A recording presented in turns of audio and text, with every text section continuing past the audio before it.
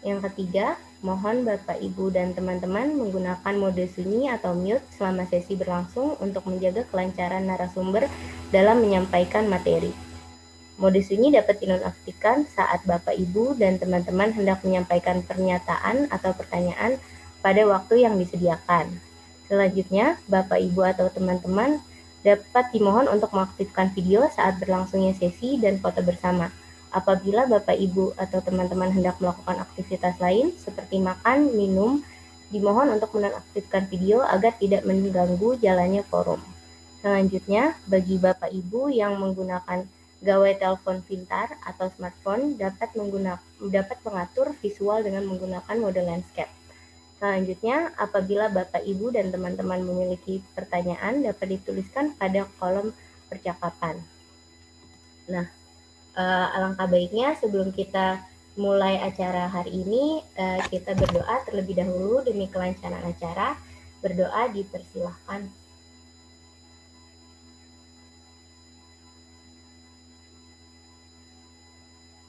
Berdoa dicukupkan.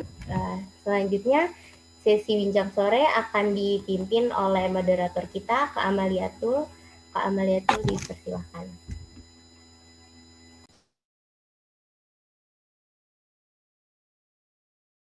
Oke, terima kasih Kak Viva. Baik, Assalamualaikum warahmatullahi wabarakatuh. Selamat sore semuanya. Selamat datang di Bincang Sore Ruang Belajar Akil. Perkenalkan, saya Eli yang akan mendampingi atau bersama teman-teman untuk belajar pada dua narasumber hebat kita hari ini. Ada Dokter Ika dan Dokter Surya. Selamat sore, Dokter. Sore. Yeah. Baik, terima kasih atas kesempatannya untuk berbagi ya, Dokter. Semoga nanti ilmunya bermanfaat. Amin. Amin. Dan untuk teman-teman, terima kasih karena sudah berpartisipasi gitu ya, sore-sore mau meluangkan waktu untuk menimba ilmu baru di tengah pandemi seperti ini. Memang pandemi seperti ini membuat kita kadang bingung ya, terus cemas gitu, karena kita belum memiliki banyak pengetahuan mungkin mengenai situasi dan kondisi kita saat ini, sehingga kayak mau ngapa-ngapain ini cemas kayak gitu ya, karena nggak tahu nih kita berhadapan dengan sesuatu yang tidak terlihat gitu, seperti virus COVID-19 ini gitu. Nah, hari ini Ruang Belajar Akil sudah menyediakan wadah berupa bincang sore, seri berbagi dengan para ahli di bidangnya, para ahli yang memang memahami situasi saat ini gitu ya, sehingga nantinya kita insya Allah akan dapat pencerahan nih tentang gimana sih situasi dan kondisi kita saat ini dan bagaimana caranya bersikap bijak gitu di era pandemi seperti ini agar terus beraktivitas ya, karena kan kita butuh untuk memenuhi segala kebutuhan hidup gitu. Ada yang bekerja, ada yang belajar, dan lain sebagainya. Oke, temanya sangat menarik karena tema besarnya hari ini adalah bagaimana kita mengelola aktivitas, mengelola kecemasan ketika beraktivitas di masa pandemi. Nanti akan ada dua subtema. Yang subtema pertama akan disampaikan oleh Dr. Ika. Beliau akan menyampaikan mengenai mengelola kecemasan di masa pandemi, tapi dari sudut pandang akademisi gitu. Dan nanti akan dilanjut oleh Dr. Surya mengenai praktik di lapangan seperti apa. Oke, langsung saja nggih, Dokter. Monggo nanti dokter punya kesempatan 20 menit untuk berbagi bersama kami. Untuk teman-teman jangan lupa mencatat karena kayaknya bakal banyak ini ya dok, pengetahuan baru dan juga nanti bisa menulis pertanyaan di kolom chat. Monggo dokter. Assalamualaikum warahmatullahi wabarakatuh. Ya. Bismillahirrahmanirrahim ya. Halo teman-teman semuanya ya. Alhamdulillahirrahmanirrahim. Wassalatu wassalamu ala asyrofil anbiya'i wal mursalin wa ala alihi washabihi ajmain. Amma ba'du. Alhamdulillah kita berkumpul ya, bisa bersilaturahmi pada sore hari ini di acara Bincang Sore di Rumah Belajar Akil ya. Temanya sebenarnya sangat menarik ya. Sangat menarik tentang kecemasan ya. Perkenalkan dulu, saya Muntari Afriantika. Saya seorang dokter dengan 3 orang anak, masih kecil-kecil semua. Terus suami juga seorang dokter ya, dan saya sendiri praktek di rumah Tapi karena pintu praktek dan tempat anak adalah satu pintu, jadi kami memutuskan pada saat pandemi ini prakteknya hanya melalui konsultasi via chat WA saja ya. Nah, selama hampir 1 tahun di rumah, bergelut dengan anak-anak, tidak bertemu dengan orang, mana lagi mungkin ada yang mengalami seperti saya, ibu rumah tangga, Zoom, semua via Zoom ya sekarang ya. Sekolah anak, ngaji anak, daring semua ya. Terus anak-anak nggak boleh dibatasi untuk keluar rumah, dibatasi keluar ketemu sama orang-orang. Mau nggak mau, saya juga pernah mengalami yang namanya yang menjadi tema kita pada sore hari ini, yaitu kecemasan ya. Jadi sebenarnya pada sore hari ini tepatnya kita sharing ya. Nanti alhamdulillah syukurnya ada Dokter Surya, spesialis kejiwaan. Nanti kita banyak banget bisa menimba ilmu dari beliau ya. Jadi gini, kita mulai dengan slide yang pertama ya Kak. Minta tolong slide-nya.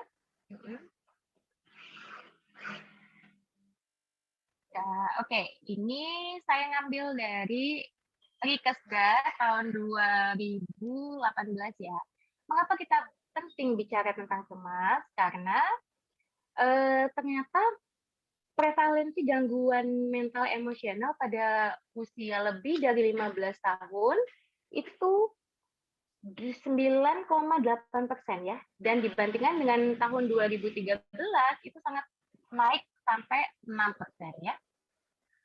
Terus kita masuk dengan apa itu sebenarnya kecemasan itu ya.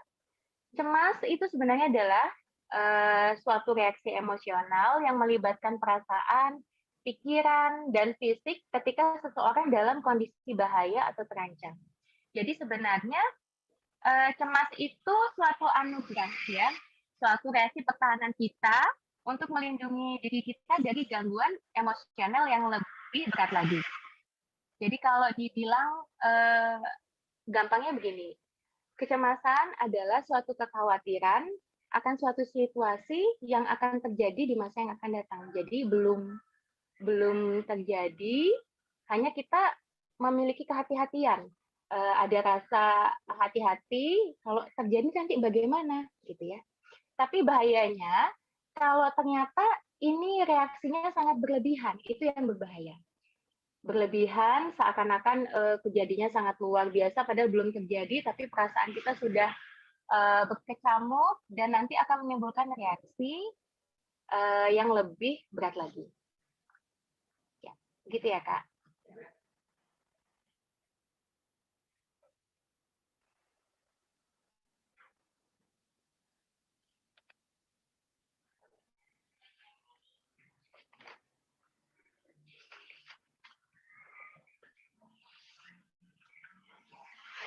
Oke, kita mulai dengan faktor risiko ya. Jadi kalau ditanya faktor risiko terjadinya cemas itu apa saja ya? Dari berbagai sumber itu ada dari internal dan juga eksternal ya. Dari internalnya sendiri itu ada yang namanya gangguan neurobiologi. Jadi di dalam otak kita itu banyak sekali neurotransmitter atau neurobiologi yang mempengaruhi perasaan kita dengan mempengaruhi suasana hati kita, yaitu seperti serotonin, norepinefrin, dopamin, dan GABA gitu ya. Biasanya sebenarnya ada yang nggak ingin cemas, tapi perasaannya itu kok cemas gitu. Jadi kalau kata-katanya seperti ini misalnya, Dok, atau temannya bilang, kok saya tahu ini tuh nggak berbahaya, tapi kenapa ya kok rasa khawatirnya banget gitu ya. Jadi bahasanya seperti perasaan dan pikiran itu tidak sinkron ya. Nah itu yang disebut dengan faktor gangguan neurobiologi. Dan yang kedua tadi ada gangguan kepribadian ya. Dari faktor kepribadian sendiri ya. Kepribadian itu memang ada yang tipe-tipe manusia yang memang sudah bawaannya perasaannya lebih cemas. Jadi memang kalau misalnya ada stresor, jadi reaksinya lebih lagi. Yang ketiga itu karena pola asuh ya. Jadi karena pola asuh orang tua mungkin sering lihat bagaimana orang tua bersikap, itu juga secara tidak langsung membekas di anak-anak ya. Itu yang akan dijadikan role model pada kehidupan pada saat dewasa. Dan yang keempat tadi faktor internalnya adalah psikodinamika ya. Jadi nanti setiap orang tuh memiliki pengalaman hidup ya yang membuat cara pandangnya berbeda dengan yang lain. Mungkin ada yang pernah mengalami suatu trauma itu merubah persepsinya ya. Jadi kalau ada apa-apa dia takut lagi nanti kejadian lagi seperti yang kemarin. Misalnya sudah pernah kehilangan seseorang itu sangat membekas dan nanti takutnya kejadian itu akan berulang lagi seperti itu ya. Jadi lebih ke persepsinya. Ya. Dan juga ada yang namanya faktor eksternal. Jadi seperti sekarang ini ya faktor eksternal itu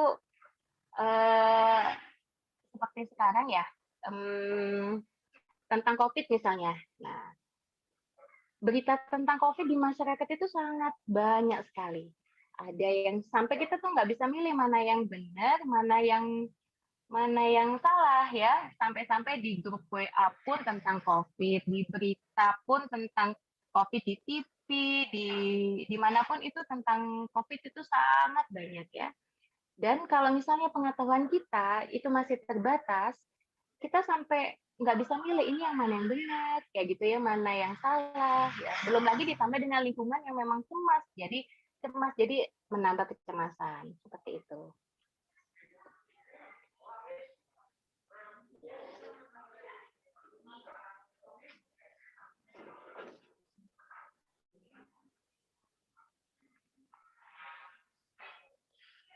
Oke.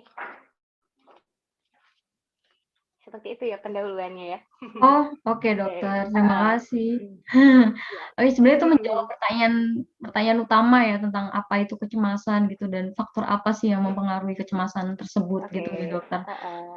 Selanjutnya ketika kita sudah mengetahui tentang kecemasan dan faktor-faktor yang sangat mempengaruhi itu sendiri, kemudian lanjut ke pertanyaan selanjutnya, sebenarnya apa sajakah hal-hal yang perlu diperhatikan nih dok saat mengelola kecemasan di masa pandemi ini gitu.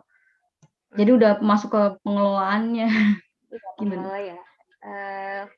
Tadi faktor sebenarnya. Jadi gini, intinya tadi yang faktor-faktor tadi ya. Sebelum kita mulai ke pertanyaan yang selanjutnya ya, ini kan tadi ada banyak faktor ya, ada faktor internal, ada faktor eksternal, itu bisa mempengaruhi emosi negatif kita. Jadi ada suatu narasumber yang bagus sekali, yang literatur yang bilang kalau matematika masalah adalah situasi negatif, situasi yang terjadi dan emosi negatif gitu ya. Jadi kalau misalnya saya pengen cerita tentang sistem saraf dulu ya. Nah, sistem saraf dulu, coba lihat yang slide selanjutnya ya. Kita lihat dulu.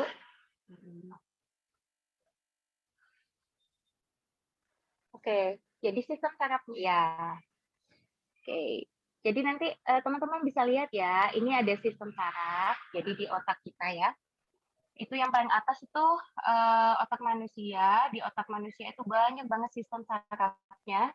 Ya, terus habis itu nanti kerjanya persisnya adalah seperti kabel listrik ya. Dia membawa pesan dari apa yang kita dengar, apa yang kita lihat, apa yang kita raba dengan panca indera kita ya, dengan kulit kita, itu akan semuanya masuk ke dalam sistem saraf kita dari otak, terus nanti akan dialirkan ke seluruh tubuh ya, gitu. Jadi kalau misalnya apa yang kita pikirkan, itu apa yang kita lihat, apa yang kita dengar, itu membuat kita merasa cemas, maka itu cemasnya akan jalan. Jadi cemas. Jadi kondisi tubuh kita semuanya juga ikut cemas ya. Makanya kenapa bukan cuma kecemasan itu bisa juga menyebabkan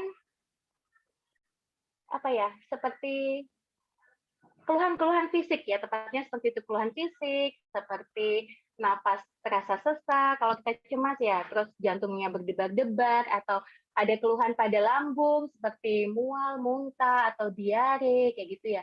Terus pada kulit, itu eksim atau gatal-gatal, terus rasa kempuk yang pusing, terus tubuhnya kok rasanya kayak capek banget, kayak gitu ya. Pergi ke dokter, dikasih obat ternyata nggak sembuh-sembuh. Nah, itu bisa jadi karena rasa perasaan cemas tadi ya. Jadi yang dibawa dari pikiran kita itu kan dialihkan ke seluruh tubuh melalui sistem saraf tadi, ya. Gitu. Terus misalnya, jadi di slide selanjutnya Kak.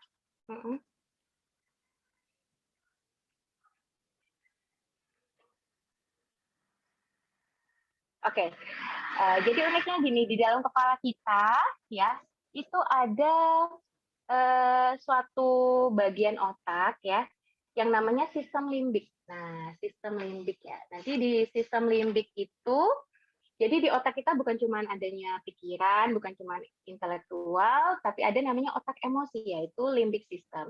Jadi semua mamalia punya.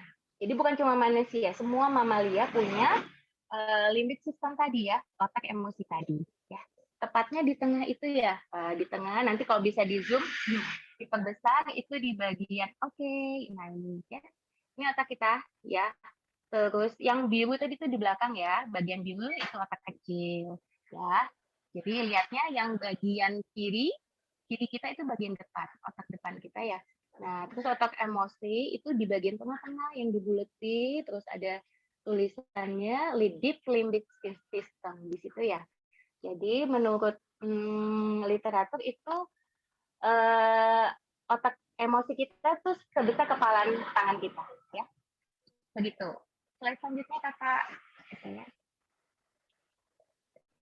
Oke, jadi dan emosi kita itu ada para ahli yang membagi jadi 9, ada yang 10 ya dok ya. Nah itu ya, saya ini dapatnya yang 10. Jadi dari pertama, jadi level emosi itu ada yang apatis, sedih, takut ya, nafsu atau buru-buru, marah, terus naik ke atas sombong, semangat, menerima, damai, dan pencerahan ya. Jadi kalau diukur ternyata diukur gelombangnya ini punya frekuensi ya, punya energi ya, dengan EEG namanya encephalographis ya. Dengan perekaman itu ternyata punya masing-masing energinya, emosi ini punya energi. Dan yang paling bawah emosi apatis itu paling energinya paling sedikit ya.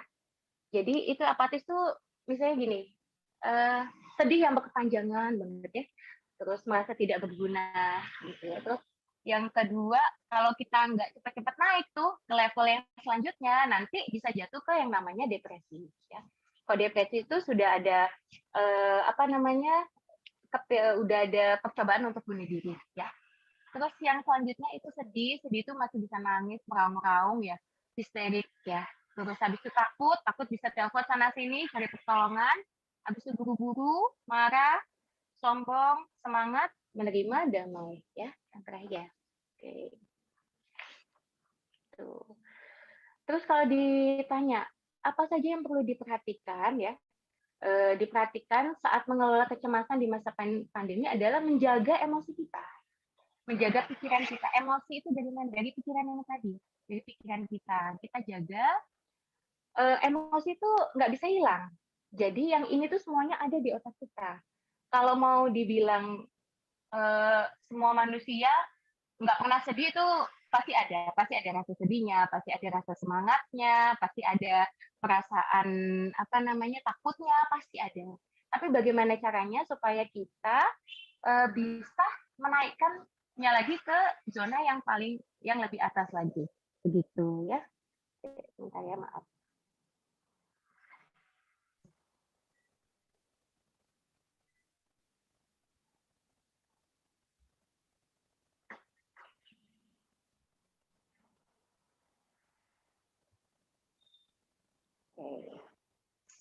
Jadi satu caranya ya yang perlu diperhatikan untuk menjaga supaya emosi kita, pikiran kita stabil itu dengan cara teknik yang paling gampang tarik nafas ya, tarik nafas panjang kayak gitu ya. Kalau kita Muslim itu istighfar ya, istighfar biar setelah itu oksigen masuk ke dalam otak kita, limbic system kita bisa tenang lagi kayak gitu.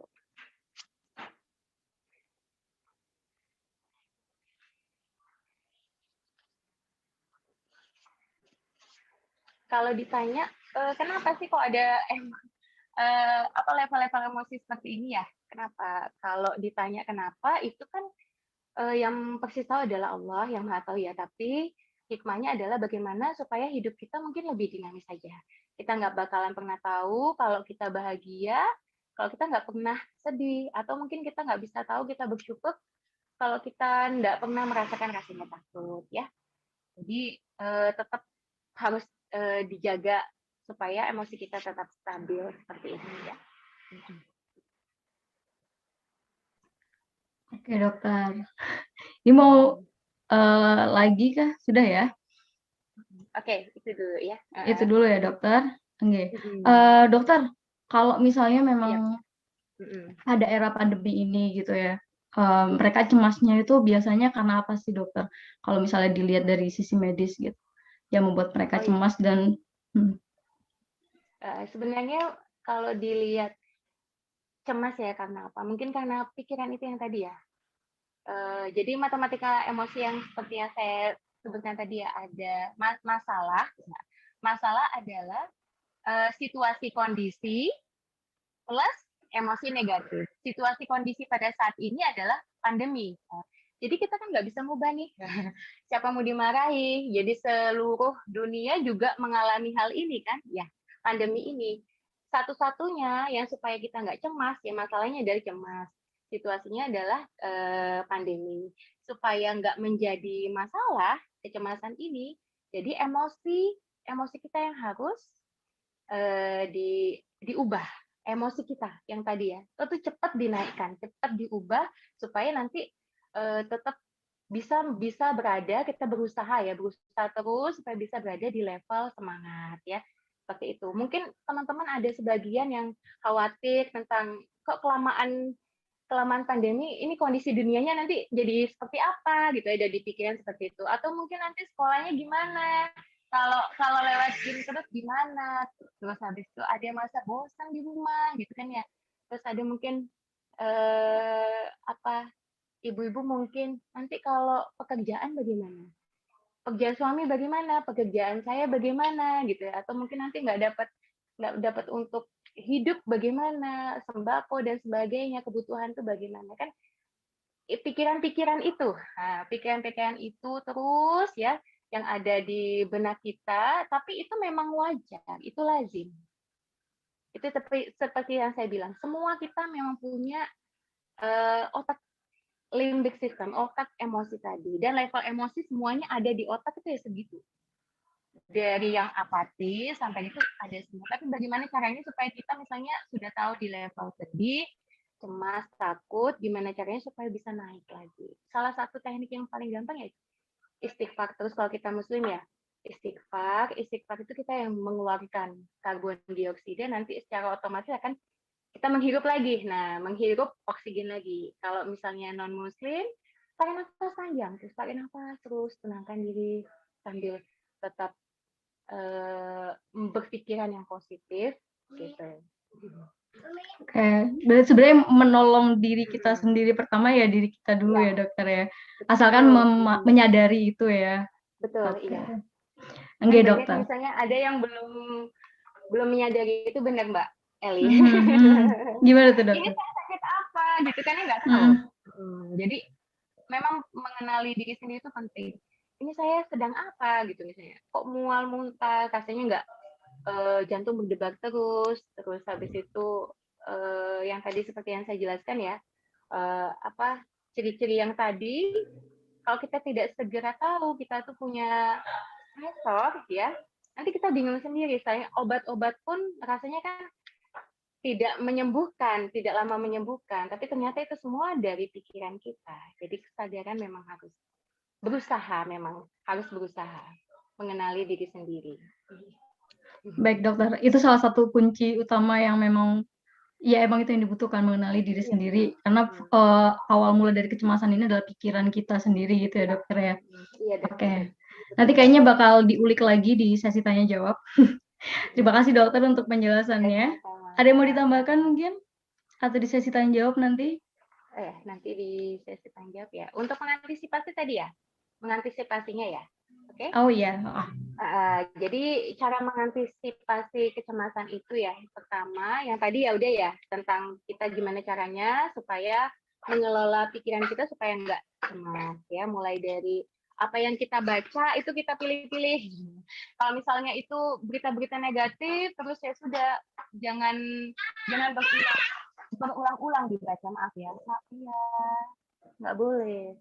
Terus setelah itu apa yang kita baca ya begitu ya, apa yang kita pikirkan. Terus lagi setelah itu gini, kalau kita terus-terusan cemas itu bisa menurunkan daya tahan tubuh ya. Jadi daya tahan tubuh kita turun, belum lagi kena virus, tapi kita kena virus yang ada di sekeliling kita. Jadi virus influenza atau demam berdarah itu rasanya nggak enak juga. Itu karena daya tahan tubuh kita turun karena perasaan cemas tadi. Yang kedua, cara mengantisipasinya adalah makan makanan yang bergizi, makan makanan yang bernutrisi, makan buah, makan sayur ya. Itu prebiotik yang bisa supaya bakteri baik dalam tubuh kita itu bisa berkembang dengan baik sehingga tidak masuk bakteri yang lain ya. Dan jangan lupa selama di rumah terus kita tetap harus olahraga ringan. Olahraga itu bukan pekerjaan fisik yang membuat lelah ya, yang menyenangkan, yang membuat kita senyum bahagia gitu ya. Jadi jangan lupa selama di rumah terus, mungkin hikmahnya salah satunya adalah kita bisa beribadah dengan tenang ya, beribadah lebih baik lagi. Ya. Terus dengan berpuasa itu juga bisa membantu untuk mengelola emosi kita ya.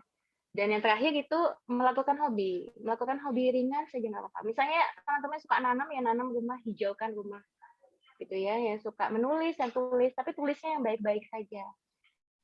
Please jangan tulis yang tidak baik karena itu nanti akan mengundang juga kejadian yang tidak baik juga. Itu karena tadi ya pikiran tadi. Ya manusia itu ya seperti magnet. Apa yang kita pikirkan, apa yang kita ucapkan, apa yang kita tulis ya itu bisa mengundang kejadian yang serupa dengan itu. Jadi pikirkan yang baik-baik, lakukan yang baik, banyak lakukan hal positif, tulis yang baik-baik juga. Seperti itu. Oke. Berarti bisa disimpulkan ya dok, kayak situasi kondisimu saat ini adalah apa yang kamu pikirkan gitu ya. Betul. Kemudian kalau bisa antisipasinya pandemi. Situasinya pandemi itu nggak bisa diubah. Oh ya, yang jadi kalau bisa kondisi dituliskan, gitu ya. dituliskan di papan, itu masalah sama dengan situasi kondisi. Plus emosi negatif. Yang bisa diubah adalah emosi negatif. Emosi negatif, oke. Yang situasi yang seperti pandemi ya, diubahnya susah, mau marah sama siapa, dan juga sedang berjuang kan untuk melawan ini gitu. Nggih dok, dialihkan ke hal-hal yang positif tadi nggih dok, supaya tidak makin memperkeruh. Nggih. Baik dokter, terima kasih. Saya beralih ke dokter Surya dulu nggih. Oke. Ya buat teman-teman tadi udah ada nih di kolom komentar, nggak apa nanti di kolom chat ya, nanti kami bacakan di sesi tanya jawab. Kemudian kita beralih ke dokter Surya. Kita akan membahas subtema kedua. Kalau tadi dari dokter Ika mengenai konsep atau dari sisi akademisnya mengenai kecemasan ini, kita mau dengar juga dari dokter Surya mengenai prakteknya seperti apa sih gitu. Karena dokter kan juga berinteraksi dengan para pasien kayak gitu, terus setiap hari ke rumah sakit gitu. Mungkin dokter bisa berbagi kepada kami. Silakan dokter. Terima kasih Mbak Eli. Assalamualaikum warahmatullahi wabarakatuh. Selamat sore dan salam sejahtera bagi kita semuanya. Terima kasih sudah diberikan kesempatan untuk bisa bicara di sini gitu ya. Alhamdulillah ini acara yang sangat menyenangkan sebenarnya, kita bisa melakukan edukasi pada masyarakat, pada teman-teman semuanya. Sebenarnya perkenalkan, saya Dr. Diarisa Surya Yudhantara. Kebetulan saya bekerja di rumah sakit di Fakultas Kedokteran RUB dan Rumah Sakit Saiful Anwar Malang di Departemen psikiatri gitu ya. Baik, ini saya izin share screen ya, Mbak Eli ya. Share screen. Iya, monggo dok. Nah.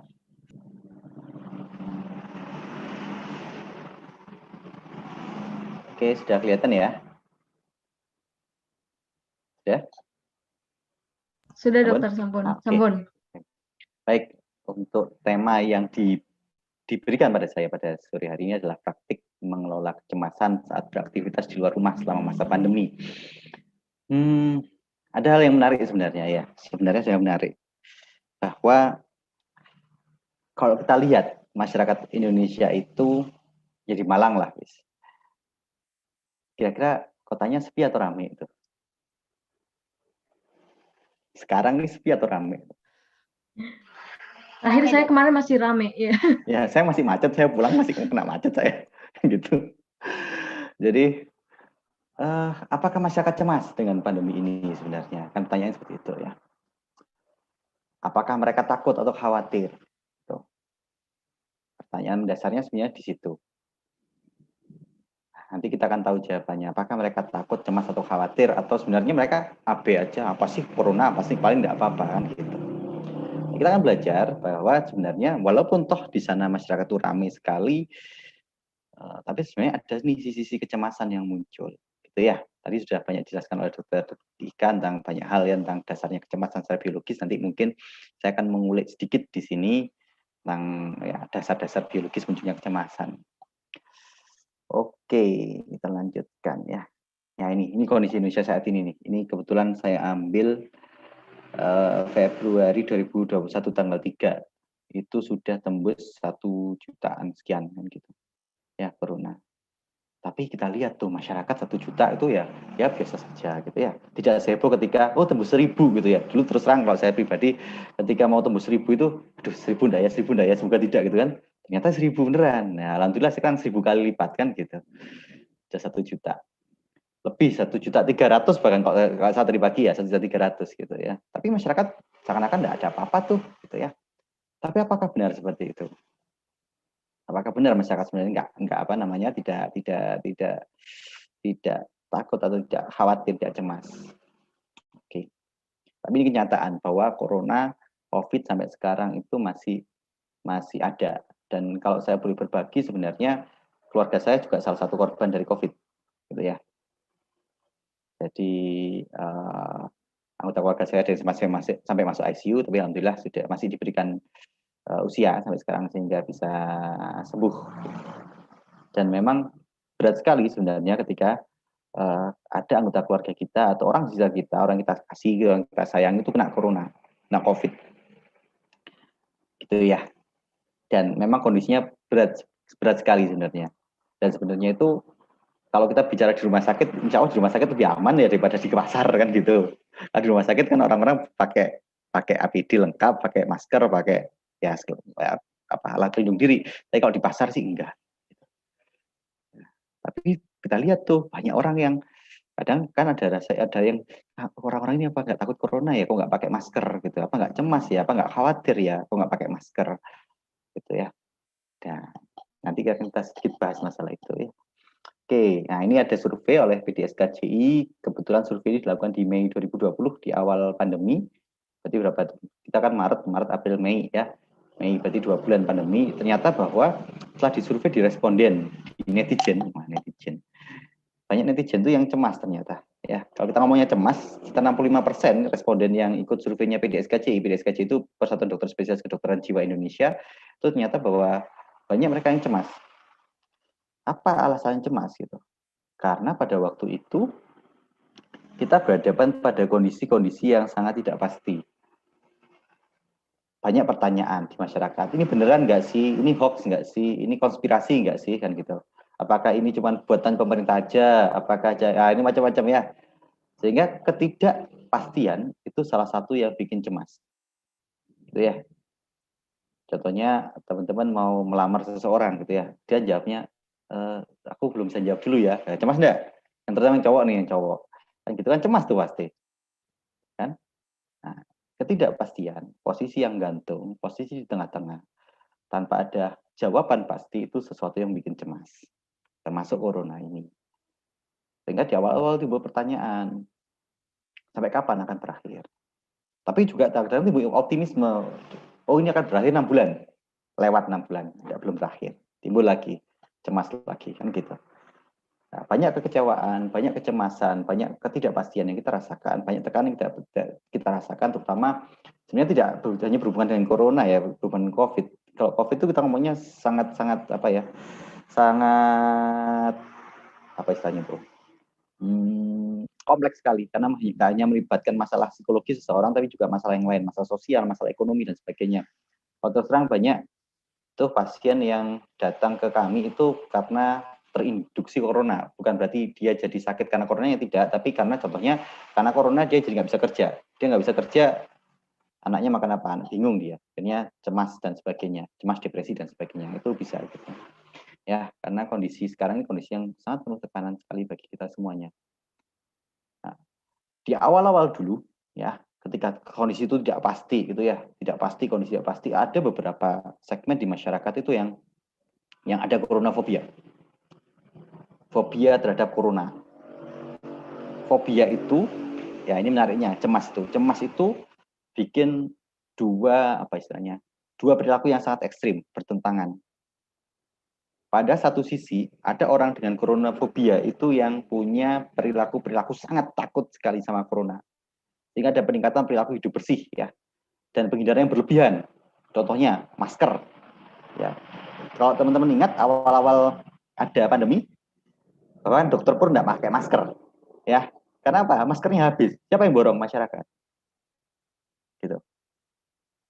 Alkohol hand sanitizer dulu mahal sekali, ya. Alkohol hand sanitizer itu barang yang langka. Bahkan awal-awal pandemi itu kalau teman-teman jalan ke Indomaret ya, ke Alfamart gitu ya, biasanya itu ada itu. Itu jadi tidak ada. Sorry, saya kok saya sebut merek karena tapi adanya dua itu ya. Kalau saya sebut mart yang lainnya mungkin jadi masalah. Tapi adanya kan dua itu. Gitu ya. Kemudian ada yang sering cuci tangan, kemudian ada yang menghindari angkutan publik. Nggak berani. Naik kendaraan nggak berani. Menghindari tempat-tempat publik, tapi secara berlebihan, sehingga tidak ada sosialisasi. Gitu. Kemudian samping itu ada kurangnya kepercayaan pada sistem kesehatan. Teman-teman kalau bisa ingat ya, di awal-awal pandemi itu seakan-akan tenaga medis itu sebagai apa istilahnya pahlawan ya karena mengatasi pandemi. Awal-awalnya kan gitu. Tapi ke sini jadi musuh.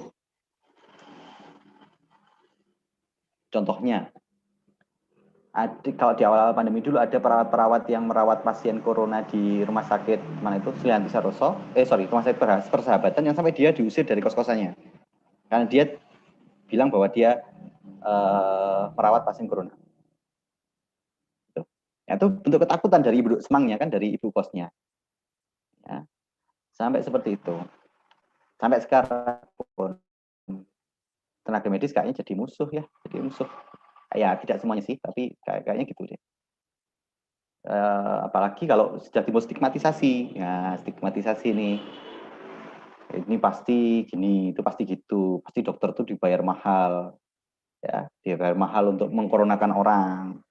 Terus terang kalau saya pengalaman pribadi, keluarga saya kena corona, kita nggak dibayar, nggak tanda tangan apa-apa pun. Ya, bapak mertua saya masuk ICU itu kita sadar bahwa oh ini memang resikonya dan sebagainya, kita harus tanda tangan kalau harus masuk ICU, itu memang dijelaskan. Cuman di masyarakat jadi beda. Ya, kenapa? Masyarakat sudah punya sudut pandang tertentu.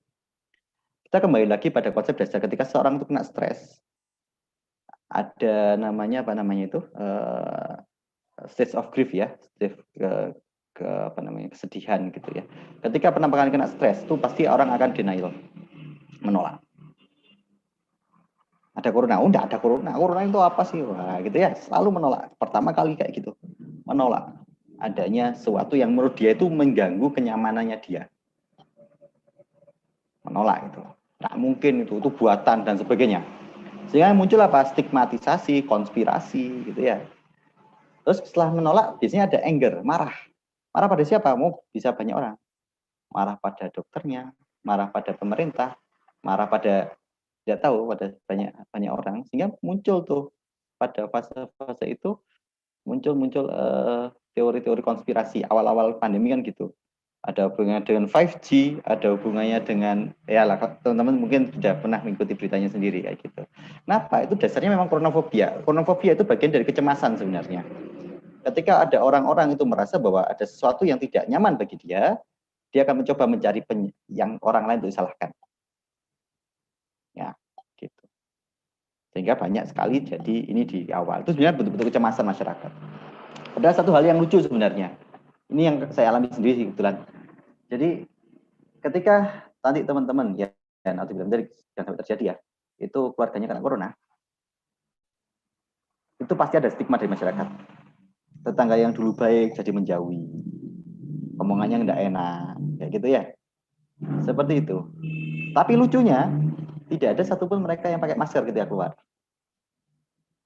Takut dengan corona, katanya menjauhi orang kena corona, tapi nggak mau pakai masker ketika keluar rumah. Ya, ini lucu sekali sebenarnya. Ya. Sebenarnya mereka takut, cuman denialnya masih tinggi. Entah denialnya itu karena macam-macam ya penyebabnya sih, macam-macam. Kayak gitu. Ya ini yang terjadi sebenarnya di masyarakat kita. Bahkan kalau saya boleh cerita, ada seorang teman sejawat saya itu yang bahkan rumahnya dipalang sama warga ketika dia kena corona.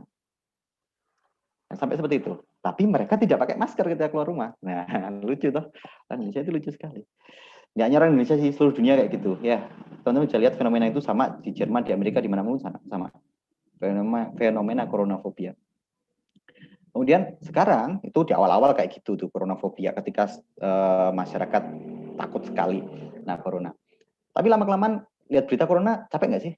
Ada yang capek nggak? Capek pasti ya. Terus tiap hari kok angka terus. Sehingga timbul namanya pandemic fatigue atau kelelahan akan pandemi yang nggak kunjung usai. Saya tolong diingatkan ya. Nanti kalau waktunya kelebihan saya tolong diingatkan ya. Iya, baik dok. Oke. Ada pandemi fatigue, jadi ketakutan, kelelahan kapan sih selesainya gitu ya? Peduli amat lah gitu. Ada yang bilang orang Jawa mati orang mati urusan Gusti Allah kan gitu. Nah, kayak gitu ya. Ini akhirnya banyak orang lalai sekarang. Pada waktu awal-awal dulu pandemi kita bisa lihat relatif sepi loh. Kan saya bilang sekarang tuh jalan nggak ada bedanya sama sebelum pandemi.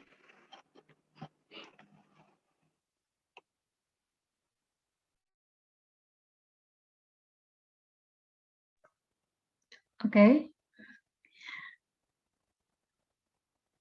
Dokter sudah nggak unmute?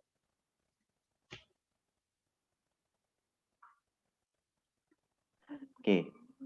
Ya, jadi masyarakat sekarang ini lalai pada aturan kesehatan, pada protokol kesehatan. Tapi sekarang kan kata-kata protokol kesehatan menjadi kata-kata suci sekarang ya. Pokoknya ada protokol kesehatan kayaknya semuanya aman kan gitu. Nah, itu biasanya bentuk-bentuk pengabaian sebenarnya, bentuk-bentuk kecapean masyarakat. Mungkin penyebabnya adalah kecemasan tadi, mungkin depres ya, kayak gitu. Oke.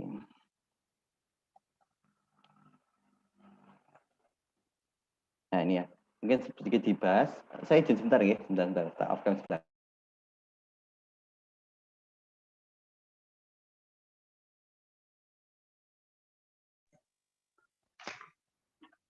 Oke, mohon maaf. Ini kalau WFH gitu biasanya. Ya, WFH itu apalagi kalau sudah punya putra-putri itu ya kan teman-teman kan rasakan itu gimana rasanya. Baik, kita lanjutkan. Ini ya Dokter, ya. Boleh. 5 menit lagi, dokter. Oh, 5 menit lagi. Wah, sudah 5 menit lagi. Cepet banget. Ya, baiklah. Jadi ini mekanisme munculnya cemas ya. Tadi sudah dijelaskan sama Dokter Ika. Ada cemas itu karena amigdalanya hiperaktif memang, sehingga ada sirkuit yang kita namakan sebagai KSTK yang hiperaktif juga. Sehingga perasaan kita yang mengendalikan pikiran kita. Kecemasan kita yang mengendalikan pikiran kita. Gitu ya. Oke, sehingga timbul perasaan cemas, khawatir, gelisah, dan gejala kognitif pada cemas. Nah, ini efek cemasnya tadi sudah dibahas deh. Kalau orang cemas itu kemana-mana deh, ya. Termasuk salah satunya adalah orang cemas itu ke sistem daya tahan tubuh. Saya punya pasien, ya, pasien itu kebetulan dia corona, bisa bertahan hidup dari corona. Itu dia masih masuk ICU, 4 minggu dia. Akhirnya sekarang cuma pakai nasal kanul. Nasal kanul itu apa ya? Aliran oksigen yang kecil banget gitu. Padahal dulu supaya pakai macam-macam lah, pakai HFNC namanya, pakai itu. Kenapa? Karena dia selalu punya pikiran positif bahwa suatu saat saya akan sembuh. Keinginannya untuk hidup besar sekali. Ya, memang ada kecemasan di awal, ketakutan di awal, tapi dia selalu yakin bahwa saya akan sembuh. Saya akan sembuh. Itu yang selalu setiap hari diucapkan. Dan alhamdulillah mungkin dengan beberapa bantuan dari psikolog dan psikiater yang bersangkutan sekarang minggu keempat dari yang awalnya itu saturasinya cuma di bawah 50, akhirnya dia membaik. Alhamdulillah ini belum keluar rumah sakit sih, belum pulang, tapi alhamdulillah membaik sekali. Ya, ini mungkin agak cepat ya yang terakhir ya. Bagaimana supaya tidak cemas ketika kita keluar rumah? Pertama, kalau kita nggak kenal maka kita akan nggak sayang, salah. Kalau kita nggak kenal maka kita akan cemas gitu ya. Gitu kan ya? Kita nggak kenal, nggak temu orang kan pasti cemas tuh. Yang pertama adalah kenali tingkat resiko penularan di luar rumah. Kemudian taati protokol kesehatan dan fokus pada keamanan dan kesenangan.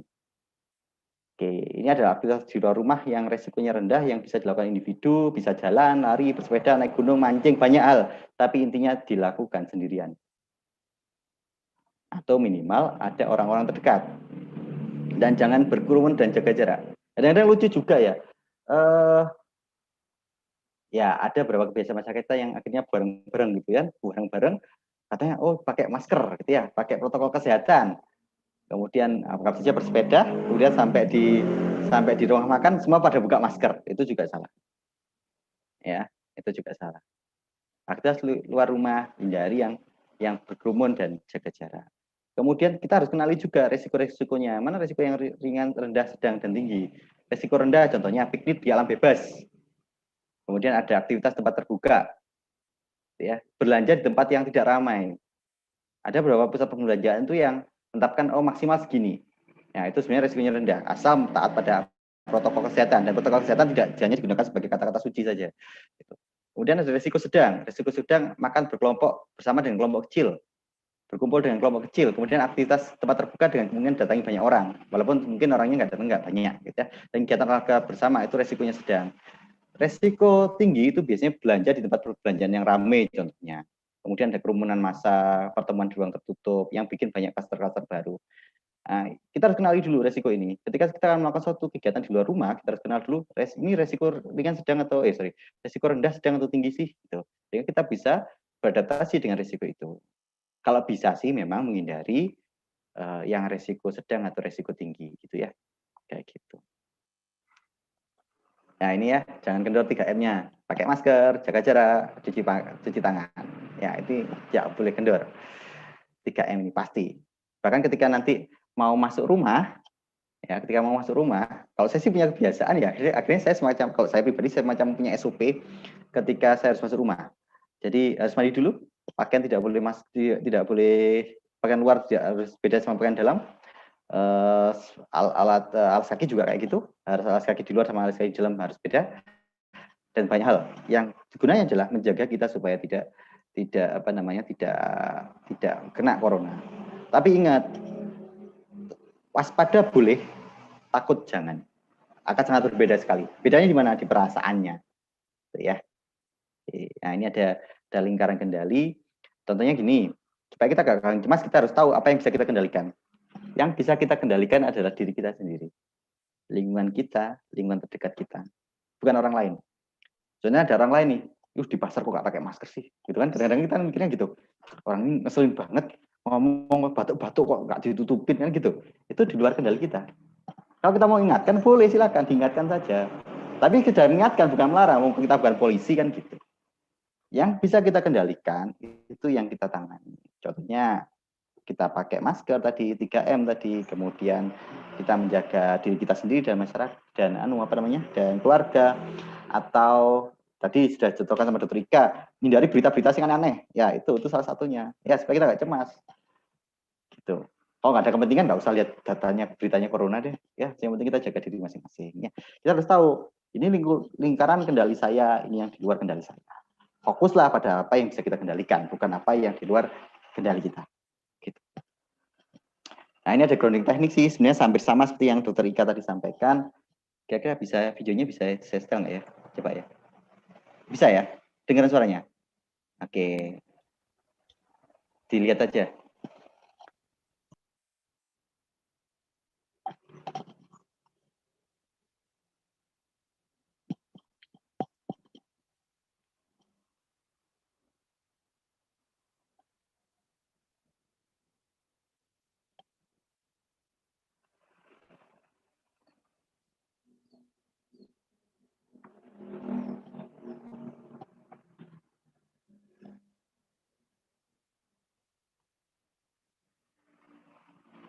Ya, jadi grounding teknik itu hampir sama ya, seperti disampaikan Dr. Ika tadi. Dengan berbagai macam modifikasi, intinya adalah bagaimana kita bisa mindful, bagaimana kita bisa merasakan rileks dengan cara mengatur apa yang bisa kita atur. Satu-satunya sistem dalam tubuh, bukan satu-satunya, satu dari dua sistem dalam tubuh yang bisa kita atur adalah nafas. Dan otot sebenarnya satunya.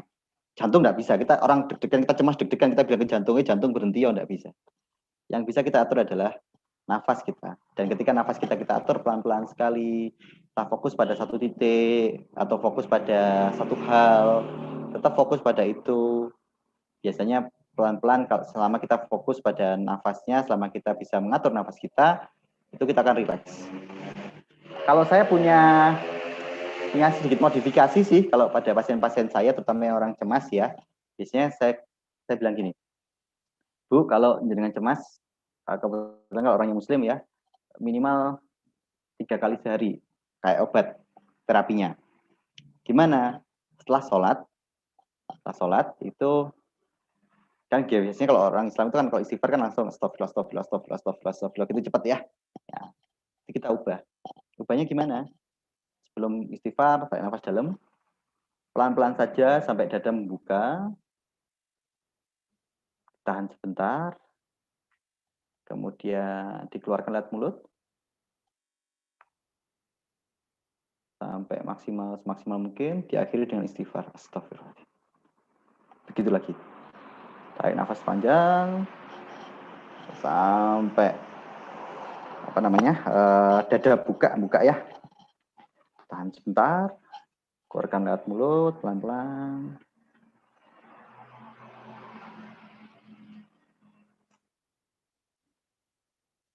Diakhiri dengan istighfar.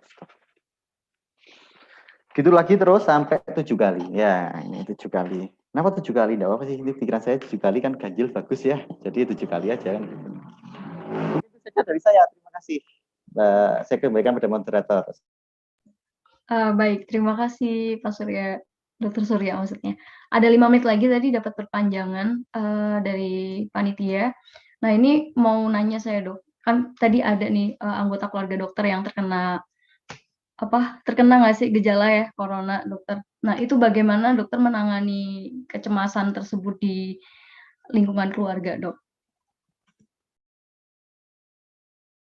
Maaf tadi agak putus. Gimana pertanyaannya? Tadi keluarga dokter salah satunya ada yang terkena gejala corona gitu. Nah, bagaimana dokter menangani atau mengelola kecemasan di dalam keluarga dokter gitu terhadap situasi ini?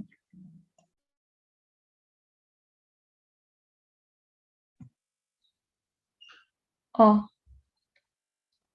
mungkin sinyalnya ya Kak Ajis ya? Ya, sepertinya terputuskan. Oke. Berarti kita sesi tanya jawab dulu atau menunggu dokter? Ini ada 2 pertanyaan untuk Dokter Ika. Oke, mungkin sebentar. Oh, sudah. Iya, Dokter Surya.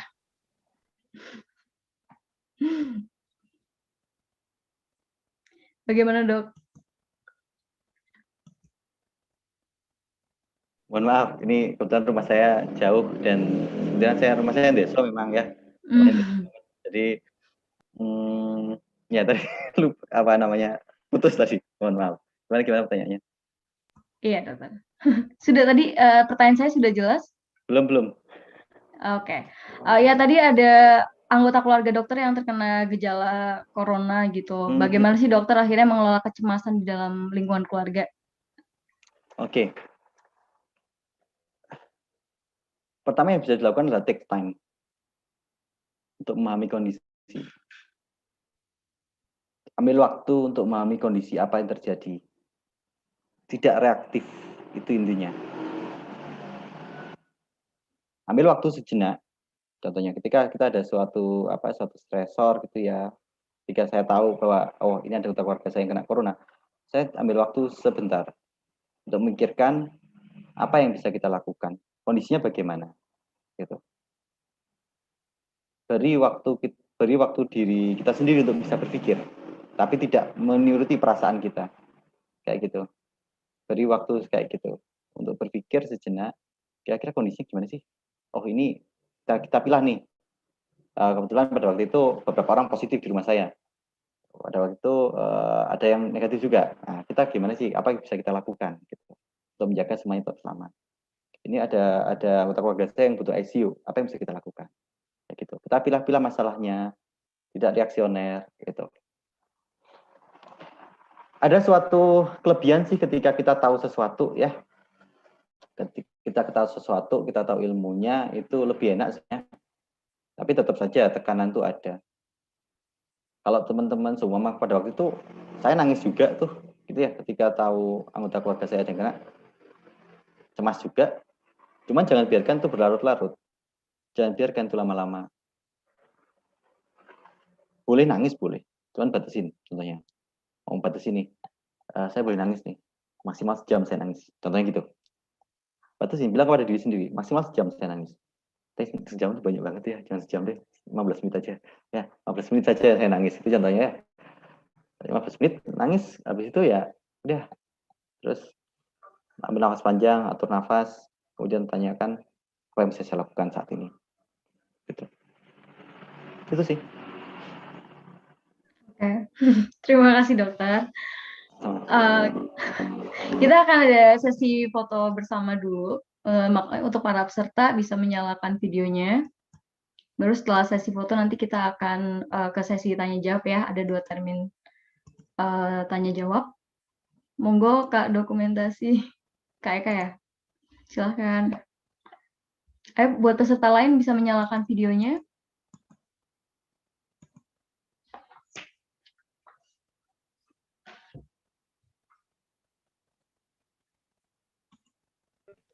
Oke, setelah ini kita akan ada 2 kali sesi foto bersama, yaitu yang pertama sesi fotonya dengan, gaya formal, yang kedua adalah gaya bebas. Kita foto gaya formal dulu ya teman-teman.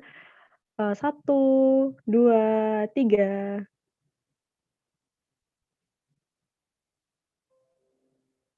Ya. Sebentar, sekali lagi, habis ini gaya bebas. Sebentar. Oke, gaya bebasnya teman-teman, gaya bebas. Nah, gaya bebasnya 1, 2, 3.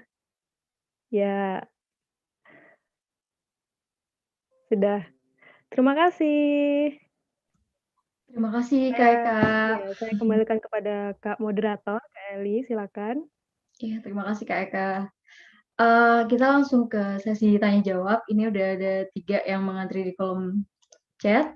Yang lainnya boleh ya nanti langsung bisa nanya gitu secara langsung ke dokternya meskipun tanpa lewat kolom chat.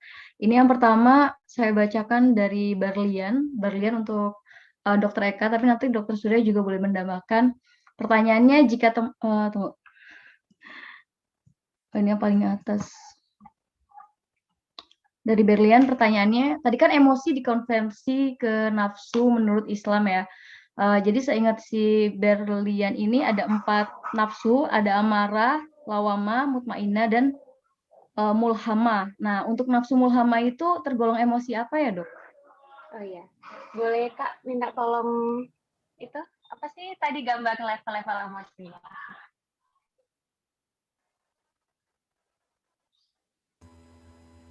Share screen lagi ya, Bu? Oke. Oh ya, sebentar.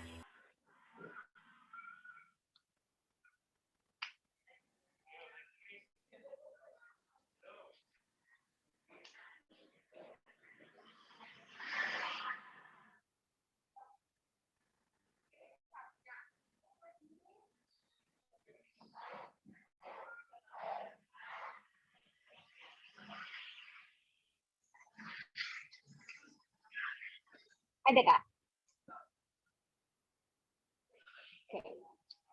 Oke, jadi ini kita bisa lihat ya.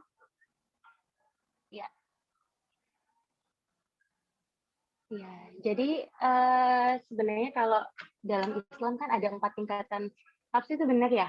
Jadi lawamah, amarah, mutmainah, sama yang paling atas namanya mulhamah. Ya, saya pernah baca suatu literatur yang mengatakan bahwa sebenarnya ini kan ada frekuensi-frekuensi ya.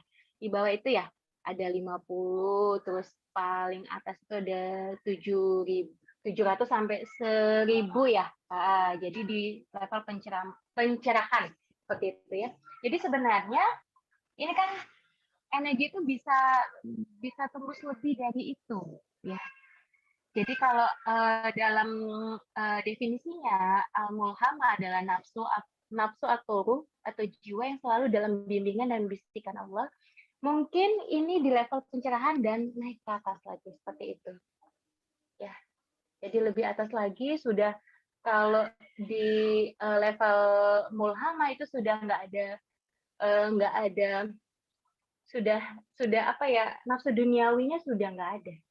Sudah dapat bimbingan Allah, dalam bisikan Allah itu sudah level yang sangat tinggi. Itu mungkin kalau dilihat dari pembagian level emosi ini bisa jadi di level yang lebih tinggi lagi ya, di pencerahan dan lebih tinggi lagi. Mungkin Dr. Surya bisa menambahkan, Dok.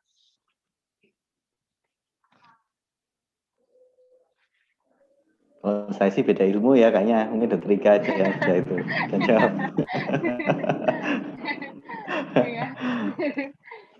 Iya, jadi itu frekuensinya lebih lagi. Jadi maksudnya sudah lebih tinggi dari itu lagi, atau mungkin dari pencerahan itu ya, wallahu alam bisawab, dari pencerahan ke atas, kemungkinan itu sudah masuk ke level mulhamah. Jadi karena definisinya seperti yang saya bilang tadi ya, mulhamah itu ya sudah nafsu atau ruh, jiwa yang selalu dalam bimbingan dan bisikan Allah. Sudah mungkin nafsu mulhamah itu sudah tidak ada lagi untuk dunianya, sudah selalu dalam sudah selalu dalam bimbingan dan bisikan Allah, sudah paling atas lagi.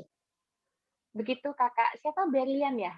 Ya, Kak Berlian. Ya, Terus dari Kak Berlian ya. Insyaallah kita lihat lagi. Baik dokter, terima kasih. Terus juga ada lanjutan pertanyaan dari Kak Berlian juga, indikator tingkat emosi di pencerahan itu apa aja dok? Yang di level pencerahan tadi. Iya, itu ya kemungkinan yang seperti yang saya jelaskan tadi, sudah itu aja. Sudah selalu tenang ya. Mungkin sudah nggak ada pikiran lagi yang ini ya, bawaannya sudah ikhlas, apapun sudah ikhlas, sudah apapun itu sudah ini sudah ada pikiran, ini semuanya sudah terjadi, sudah dituliskan, semuanya sebelum kejadian itu sudah dituliskan di Lauhul Mahfuz, sudah tertulis. Jadi kita tinggal menjalaninya saja, tinggal gimana emosi kita mengontrol. Jadi untuk misalnya sudah level ini ya, apa sih namanya, corona, ini sudah dahulu sudah tertulis gitu ya. Jadi dia sudah sepertinya itu sudah ikhlas, sangat ikhlas. Apapun itu ya sudah ada yang mengatur, sudah tertulis sebelumnya, tinggal dijalankan saja. Seperti itu. Sangat dekat dengan bimbingan dan bisikan Allah, seperti itu ya. Oke. Wallahu a'lam bishawab. Baik, terima kasih dokter. Selanjutnya pertanyaan ketiga, sama dari Berlian juga. Jadi pertanyaannya untuk Dokter Surya, jika teman kita terkena COVID-19, fobianya tadi dok, tapi dia kesepian dan denial, sikap bijak apa yang bisa kita berikan untuk dia? Modal dasar seseorang itu bisa membantu orang lain itu mendengarkan. Pada kondisi di mana seseorang itu tertekan atau seseorang itu merasa tidak nyaman, itu modal dasar kita bisa bantu orang lain dan mendengarkan. Gitu. Contohnya teman-teman curhat nih, itu kan? Ya. Modal dasar mendengarkan, tapi mendengarkan yang apa istilahnya ya, yang efektif, yang efisien, yang terapeutik, itu mendengarkan dengan benar. Mendengarkan dengan benar gimana? Jangan terburu-buru untuk memberikan asumsi atau pendapat atau judgement apapun. Dengarkan saja. Itu modal dasarnya. Nah, sekarang pertanyaannya, bagaimana jika dia tidak mau cerita? Contohnya kalau dia kesepian nih, dia denial, nggak mau cerita contohnya. Kita coba reach out dia. Tanyakan apa yang dia butuhkan contohnya. Tidak harus pada apa yang dia takutkan. Saya pelan-pelan kita bina apa istilahnya, bina relasi, bina komunikasi dengan dia. Seperti itu. Pelan-pelan saja. Tidak harus langsung kena. Tidak harus kita menolong orang langsung berhasil juga tidak. Tapi yang pertama kali kita lakukan, coba deketin dulu deh. Tanyain kabarnya contohnya, itu yang paling dasar ya, paling basic.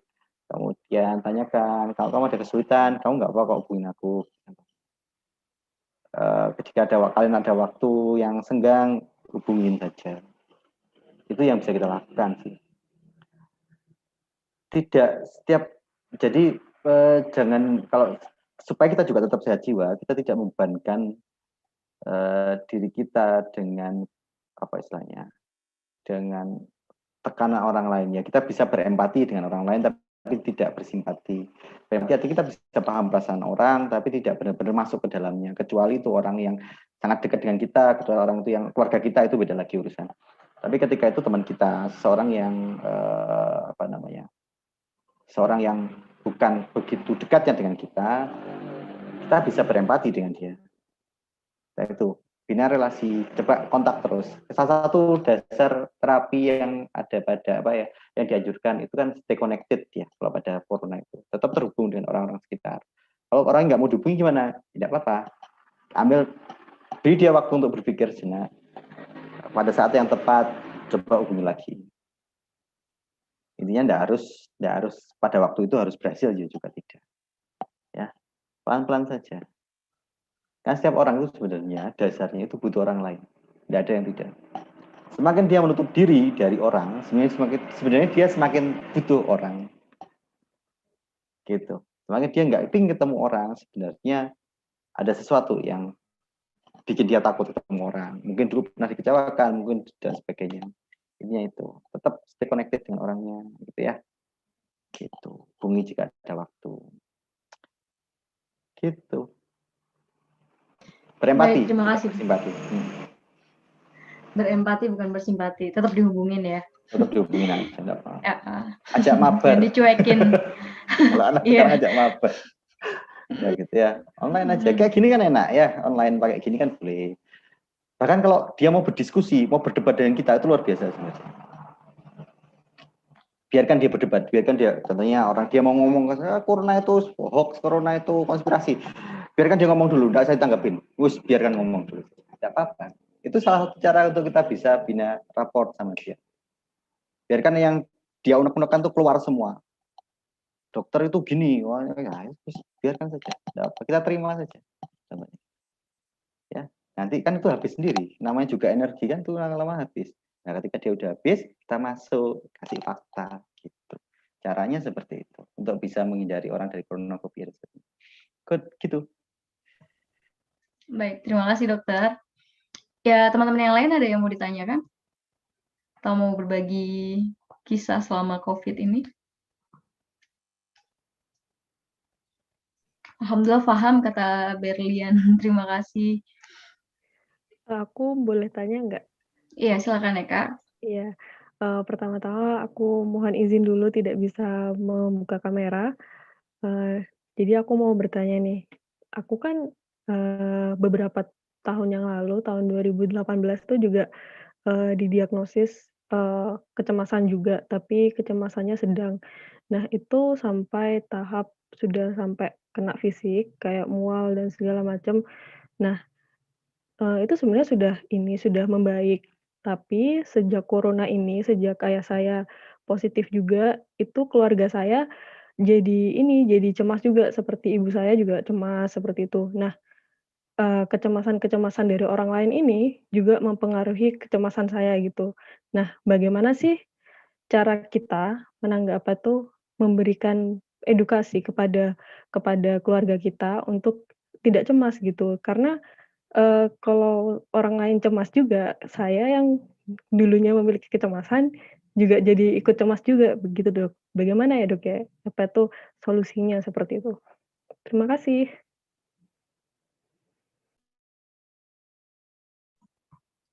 Iya, mungkin untuk Dokter Ika dan Dokter Surya bisa menjawab dari dua sisi. Monggo, saya dulu atau Dokter Ika dulu. Iya, boleh Dokter. Dokter dulu, Dok. Oh, Oke, iya. Dokter Surya dulu. Oh iya. Oh iya, ada satu hal yang saya lupa bilang bahwa cemas itu normal kok. Cemas itu normal. Tidak apa-apa. Orang cemas itu tidak apa-apa.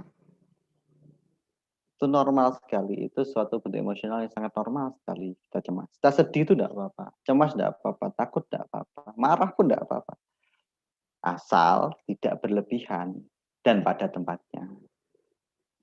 Kalau berlebihan dan tidak pada tempatnya namanya gangguan cemas. Nah, itu beda lagi ya. Gimana kita bisa membantu keluarga kita yang kena corona, contohnya cemas karena kena corona. Nah, intinya sama sebenarnya. Dengarkan ketika mereka mau cerita, dengarkan. Kalau saya boleh, ketika mendengarkan, kalau saya boleh memberikan saran, jangan jadi tempat sampah terakhir. Jangan jadi tempat pembuangan akhir. Kalau kita merasa aku kok terbebani dengan ini ya, boleh kok berbagi gitu dengan orang lain, dengan teman kita yang kita percaya, dengan sahabat. Kalau memang tidak ada contohnya, kita tidak bisa percaya orang, tidak apa-apa. Ada tokoh profesional, psikolog, psikiater. Sekarang ada apa yang namanya itu, aplikasi-aplikasi yang kita bisa curhat, contohnya kayak gitu. Seperti itu. Satu, ya. Dua, jika kita sudah bisa merilis, ya intinya adalah stress release, melepaskan stres. Dengan cara tadi cerita sama orang, dengan cara mindfulness, mungkin dengan cara apa ya, mindfulness itu macam-macam sih tekniknya. Bisa dimodifikasi juga dari sudut pandang spiritual. Ini ada stress release, satu. Yang kedua, ambil waktu untuk memahami kondisi. Contohnya ada anggota keluarga yang positif corona. Positifnya apa dulu gitu. Positif tapi tanpa gejala. Sebenarnya tidak masalah. Apa yang bisa dilakukan ketika positif tanpa gejala? Apa yang dilakukan? Isolasi. Contohnya gitu. Kita tahu alur, kita tahu kepastiannya, itu lebih enak. Karena kita nggak tahu apa-apa. Contohnya, aduh, keluarga positif ya, gimana ya, saya gimana lah. Itu malah bikin kita cemas. Ambil waktu sebentar untuk bisa memahami kondisi, kemudian lakukan langkah yang kira-kira paling produktif, yang paling bisa kita lakukan, yang paling tidak menyakiti kita, yang paling logis, yang bisa kita lakukan pada waktu itu. Contohnya gini, ada yang mahasiswa, contohnya anggap saja mahasiswa yang dia di Malang, keluarganya di Kalimantan, kena corona. Sedih kan pasti? Pasti sedih. Nangis saja. Ya. Aku pulang aja, enggak mungkin. Karena kalau mau pulang harus cek macam-macam kan gitu contohnya. Kalau sekarang sih enak ya, sekarang banyak antigen dan sebagainya, itu lebih enak. Padahal pada waktu itu semua contohnya nggak bisa kemana-mana. Apa yang bisa kita lakukan? Apa maksimal yang bisa kita lakukan? Men-support dari jauh, mendoakan, dan untuk diri kita sendiri supaya kita nggak cemas. Ketika kita butuh orang, silakan. Let's talk, mari kita ngomong. Cerita ke orang yang bisa kita percaya. Itu langkah awal sebenarnya. Satu, stress release. Kedua, pahami kondisi sehingga kita bisa berespon sesuai dengan apa yang produktif ya. Ingat tadi ada lingkaran respon kita. Lingkaran yang bisa kita kuasai, ada lingkaran yang tidak bisa kita kuasai. Memang sebenarnya banyak sesuatu yang tidak bisa kita kuasai. Kita nggak bisa mengendalikan keadaan. Yang bisa kita kendalikan adalah respon kita. Bagaimana kita memberikan respon? Belajar. Belajarnya nggak sekarang. Belajarnya setiap hari. Contohnya kalau mau mungkin bisa lewat sholat ya, contohnya buat sholat ya, bagi muslim. Kita bisa kok belajar mindfulness dari sholat tuh bisa. Contohnya gimana? Perhatikan benar-benar bacaannya. Itu cara kita untuk bisa melatih supaya korteks frontal kita itu matang. Tidak amigdalanya yang ambil peranan. Contohnya kalau semakin kita sholatnya terburu-buru, terus terang ya. Terus terang itu juga saya ngomong juga, dan saya juga pasti belajar gitu ya. Kalau sholatnya kita semakin terburu-buru, itu kita semakin gampang cemas kok. Tapi kalau semuanya tertata, ya, kita sholat, kita bacaan kita benar-benar kita perhatikan, itu kita akan melatih otak kita untuk tidak gampang cemas. Kayak gitu. Tumaninah ya istilahnya ya, kayak gitu ya. Kayak gitu. Ya. Gitu mungkin jawaban saya, mungkin ada tambahan lagi kalau saya ada inspirasi lagi gitu. Monggo silakan Dr. Rika kalau mau nambahin. Masya Allah, sebenarnya sudah jelas sekali ya dokter. Saya hanya sharing sedikit aja. Jadi seperti yang tadi ya Mbak Eka ya, seperti yang tadi matematika masalah ya, saya senangnya yang simpel ya, matematika masalah ya, sama dengan situasi kondisi dengan emosi negatif kita. Jadi kalau misalnya kita ini sudah memang pencemas ya, terus situasi kondisi sekarang seperti pandemi memang nggak bisa diubah lagi gitu ya. Terus yang bisa kita ubah adalah emosi kita. Gimana caranya seperti Dr. Surya tadi bilang, nggak langsung belajar langsung bisa, nggak tiap hari terus. Ya. Sebelum kita mengedukasi keluarga, sebaiknya diri kita dulu, tenangkan diri kita, ya, tenangkan diri kita dulu sebelum kita mengedukasi merubah orang lain, merubah orang tua kita, merubah pandangan mereka, tapi kita dulu nih, kita dulu mantepin dulu, gitu ya, tenangkan diri dulu, ya. Dengan cara apa? Tadi Dr. Surya sudah jelaskan ya. Mungkin ada lagi yang saya temukan itu 3M, yaitu dengan cara mengakui perasaan. Jadi kita habis sholat, misalnya Mbak Eka Muslim, habis sholat, habis melakukan ibadah, itu sebut perasaannya apa? Ya Allah saya sedih gitu, nangis, saya sedih, saya takutnya apa, sampai kedengaran, sampai telinga kita itu dengar, saya sedih kenapa, saya takut kenapa, semua perasaan, saya cemas, saya khawatir, itu disebutkan semua, sampai mau apapun sudah jangan ditahan, diplongkan, dikeluarkan semuanya. Setelah fase mengakui perasaan selesai, baru ke minta mengangkat perasaan. M kedua, mengangkat ya, yaitu udah astagfirullahaladzim, istighfar yang panjang ya. Dengan istighfar yang panjang, tadi Pak Dokter udah bilang kalau kita istighfar itu kita tarik nafas lagi, tenang lagi ya, karena oksigennya masuk ke dalam otak, tenang lagi. Terus berulang lagi terus ya. Keluarkan sambil bagus lagi kalau kita visualisasi, jadi sambil membayangkan kalau perasaan takut, cemas jadi keluar dari tubuh kita, keluar dari saraf-saraf kita semua keluar. Terus M yang ketiga adalah meminta. Di sana Mbak Eka berdoa. Angkat perasaan cemas ini ya Allah, angkat perasaan takut ini. Karena kalau menghilangkan seperti tadi nggak bisa. Semuanya ada di otak kita, kan? Level emosi seperti yang tadi. Yang bisa kita lakukan adalah minta diangkat dari rasa sedih, dari rasa sedih, takut, itu naik ke semangat lagi, ke menerima lagi, ke zona ikhlas lagi ya, seperti itu. Memang emosi naik turun, nanti turun lagi ya udah istighfar lagi, tarik nafas lagi, sampai nanti ada rasa semangat lagi. Begitu ya. Jadi bagus lagi kalau kita sudah minta untuk diri kita, angkat untuk diri kita, dan kita minta untuk orang lain, untuk keluarga kita juga bagaimana. Setelah kitanya enak nih, kitanya sudah tertata, baru mungkin bisa mengedukasi, mengajak keluarga seperti itu. Tapi kalau kita sendiri belum, nanti malah kita bisa keikut lagi ke mereka, ke keluarga seperti apa gitu. Pak Dokter tadi udah jelaskan ada lingkaran ya.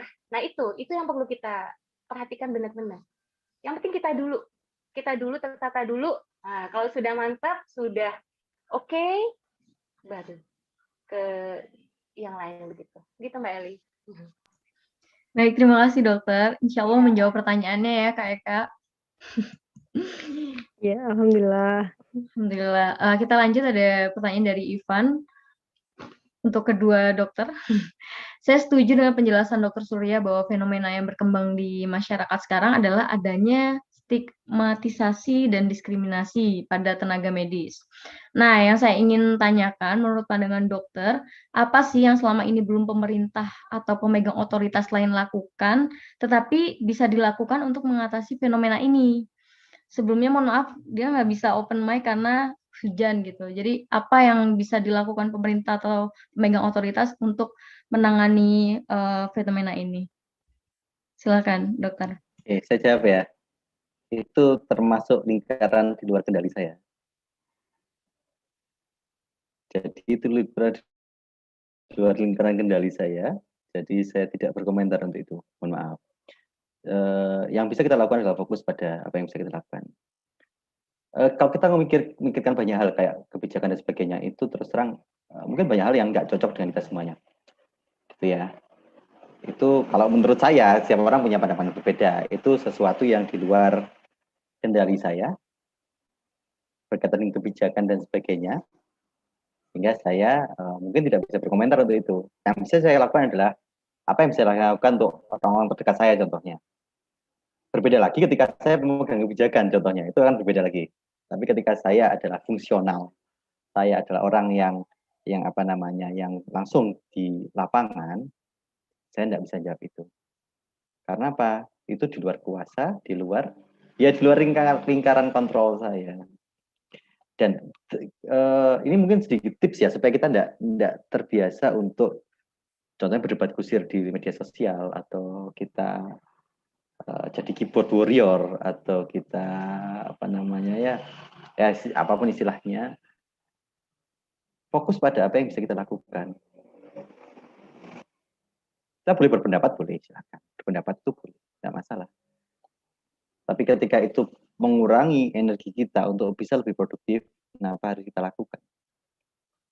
Kalau saya sih gitu itu. Jadi untuk pertanyaan kedua ini, mohon maaf saya tidak bisa menjawab karena sekali lagi itu di luar lingkaran yang bisa saya kendalikan.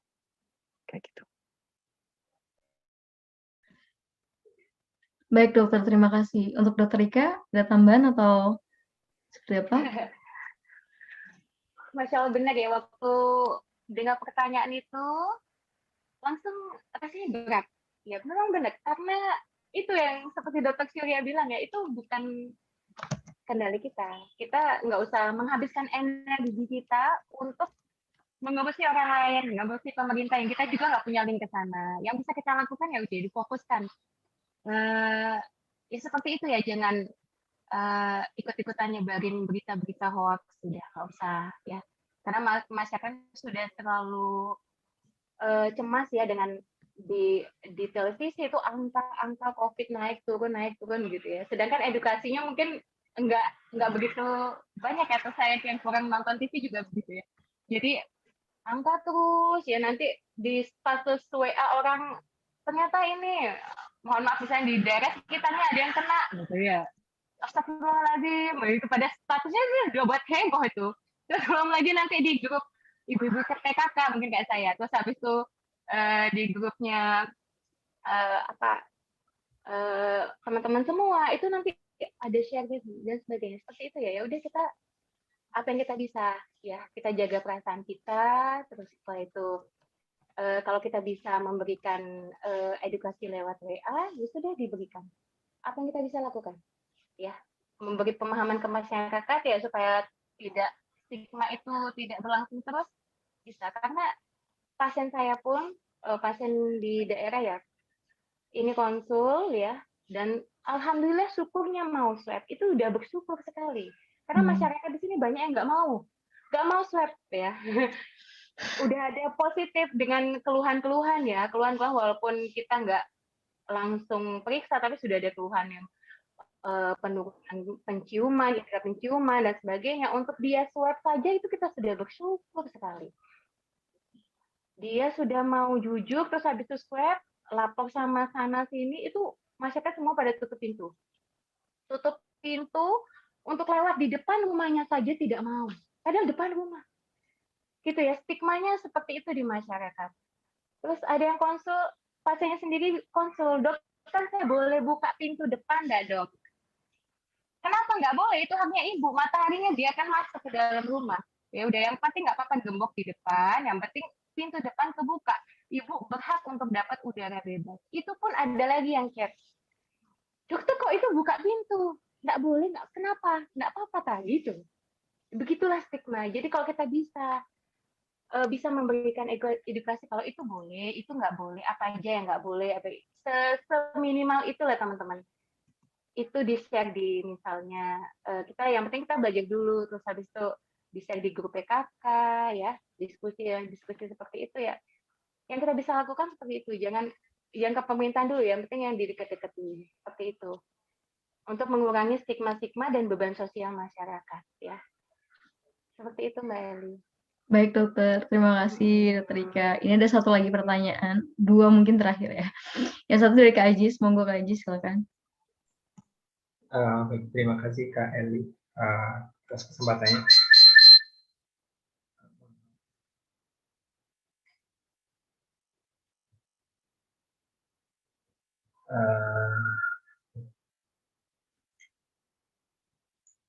Oke. Tentang ini, tentang bagaimana tetap sadar gitu, tetap sadar saat kita beraktivitas di luar rumah. Karena kalau dari pengalaman saya di awal-awal masa pandemi dan mungkin juga saat ada saat perlu untuk isolasi mandiri saat karena karena mungkin di lingkungan sekitar ada yang positif seperti itu. Oleh karena itu kan kita perlu untuk isolasi mandiri seperti itu. Dan terkadang saat isolasi mandiri gitu, sebelumnya saya pernah untuk isolasi mandiri itu hampir 3 kali gitu, karena lingkungan sekitar kena, ada indikasi kena gitu, sehingga perlu ternyata itu di isolasi mandiri itu kayak mungkin kayak stres itu meningkat karena anak kosan di dalam kos terus dan ternyata biaya hidup untuk isolasi mandiri itu ternyata juga tinggi gitu, karena harus pesen Grab, menghindari kontak, sedangkan masak kan ada teman-teman gitu, kalau ada masak berarti kan juga peluang untuk memberikan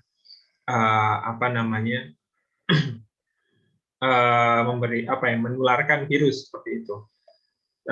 Itu saat isolasi mandiri. Cuman kemudian sebenarnya tapi di sisi lain perlu kemudian untuk keluar, entah makan di luar untuk refreshing seperti itu. Cuman kadang kalau keluar itu bahayanya juga kebablasan, nggak sadar kalau sebenarnya sekarang kondisi pandemi di luar bahaya seperti itu. Nah mungkin lebih pertama dalam kondisi isolasi mandiri seperti itu, seberapa ini sih kemudian kita diperkenankan kemudian untuk keluar atau menghirup udara segar gitu ya di luar rumah. Dan juga kalau setelah pasca isolasi mandiri kan pengen balas dendam gitu keluar. Nah, bagaimana kemudian menjaga kesadaran kita agar tetap aware gitu untuk berhati-hati dan juga cemas itu juga bisa terkelola. Mungkin lebih itu sih. Terima kasih Kak Eli. Baik, sama-sama. Silakan dokter, mau dokter Surya dulu boleh dokter Surya. Ya, gantian. Dokter dulu ya. Saya dulu ya. Baik Mas Aziz. Satu, kalau isolasi mandiri pasti nggak boleh keluar ya. Nggak boleh keluar. Ketika kita isolasi itu, jadi kita bisa mengupdate informasi seberapa lama kita boleh isolasi. Contohnya kalau dulu sekali itu pertama kali itu kalau nggak salah berapa hari, 20 hari ya. Kemudian jadi 14 hari, jadi 10 hari. Kalau saya pada waktu isolasi itu masih pakai yang 14 hari gitu ya. Jadi 14 hari memang tidak ada di rumah sama sekali. Tidak di rumah. 14 hari itu memang di rumah saja terus ya. Tidak kemana-mana. Intinya ketika itu lakukan sesuatu. Jangan ngelamun. Lakukan sesuatu. Yang kecil-kecil saja tidak apa-apa. Bersih-bersih kamar yang pernah dilakukan, contohnya. Mengerjakan sesuatu yang dia pernah kerjakan. Baca. olahraga ringan, aktivitas fisik. Ini banyak yang bisa kita lakukan. Kita akan sadar bahwa banyak yang bisa kita lakukan ya ketika kita nganggur itu. Dan bertahan, memang bosen kok, bosen, terus terang bosen sekali.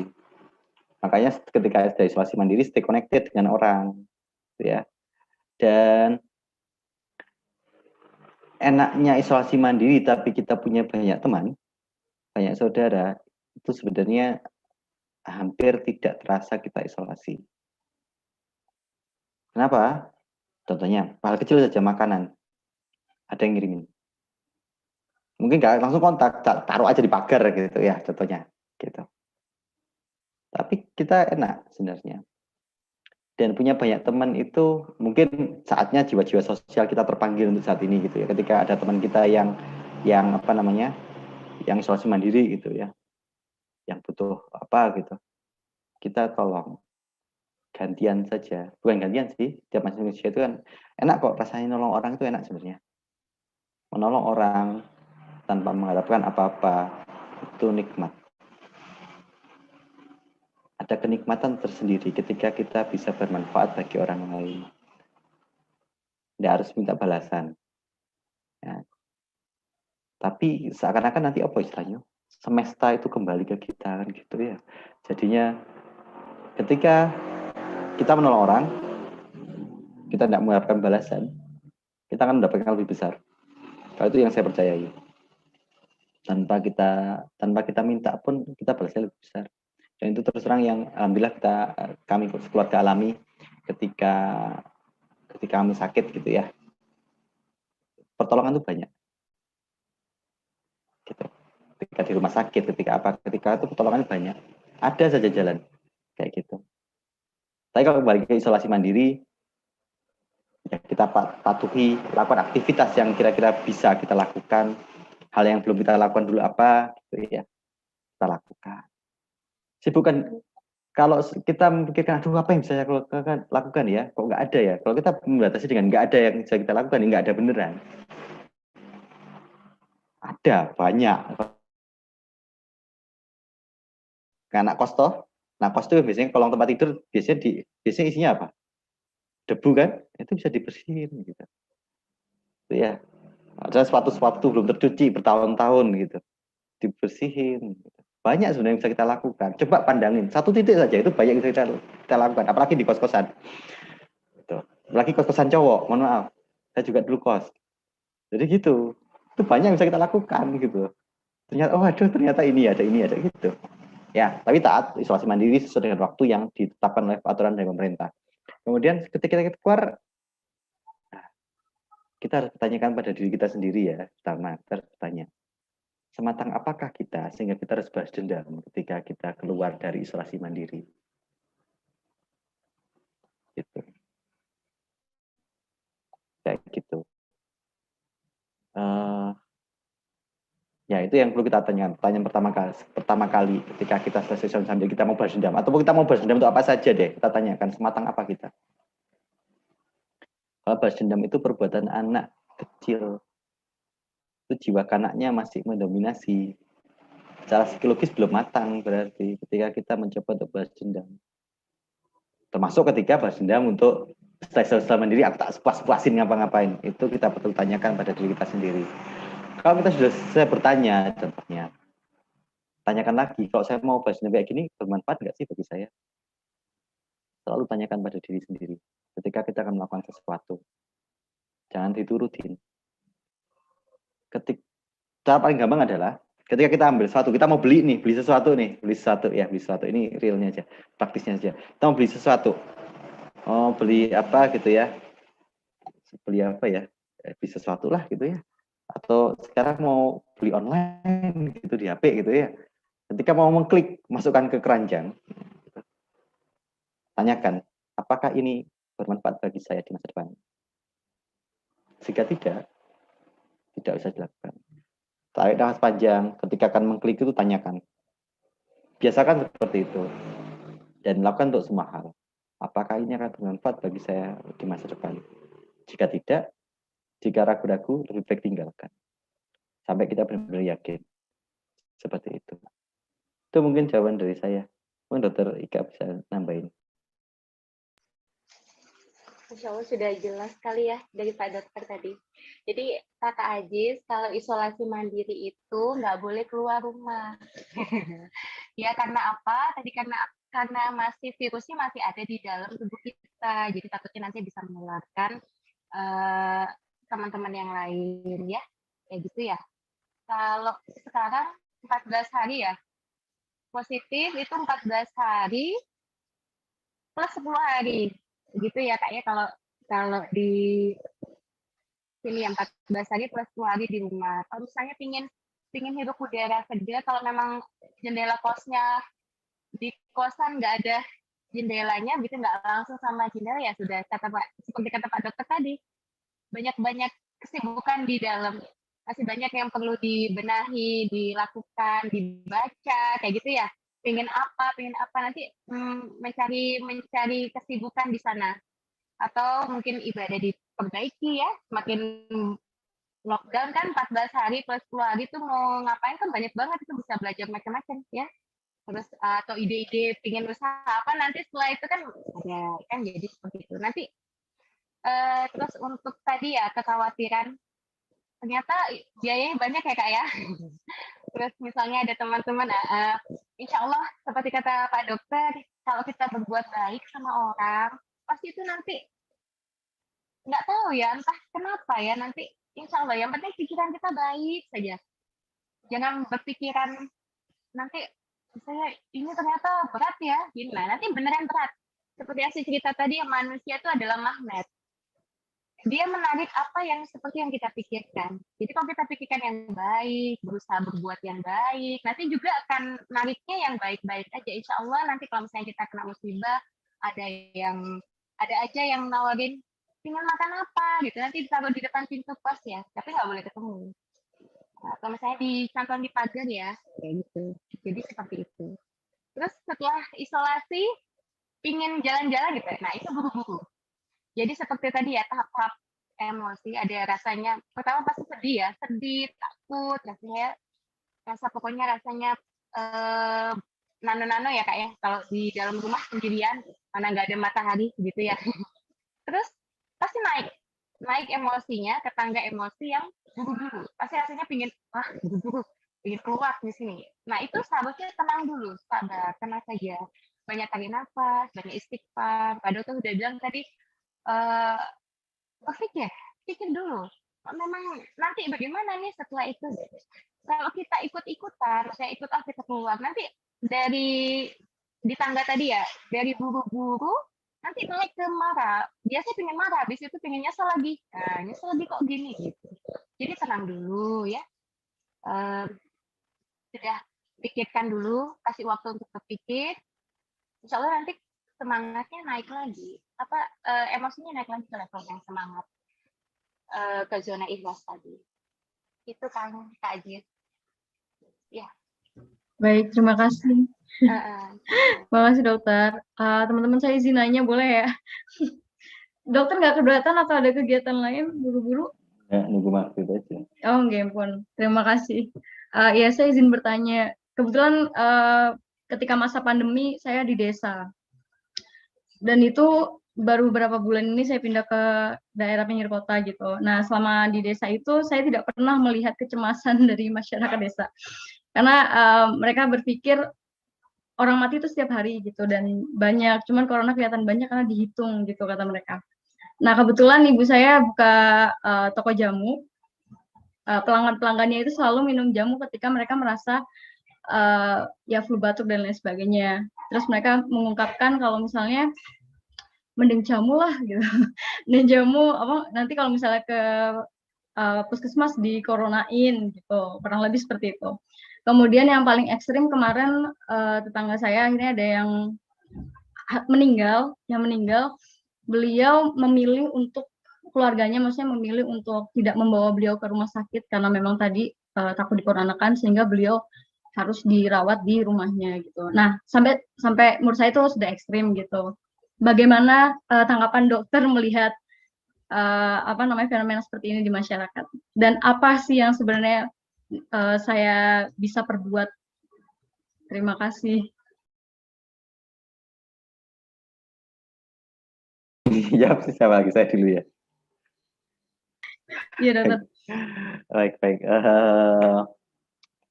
Kebetulan saya rumah saya juga desa sekali.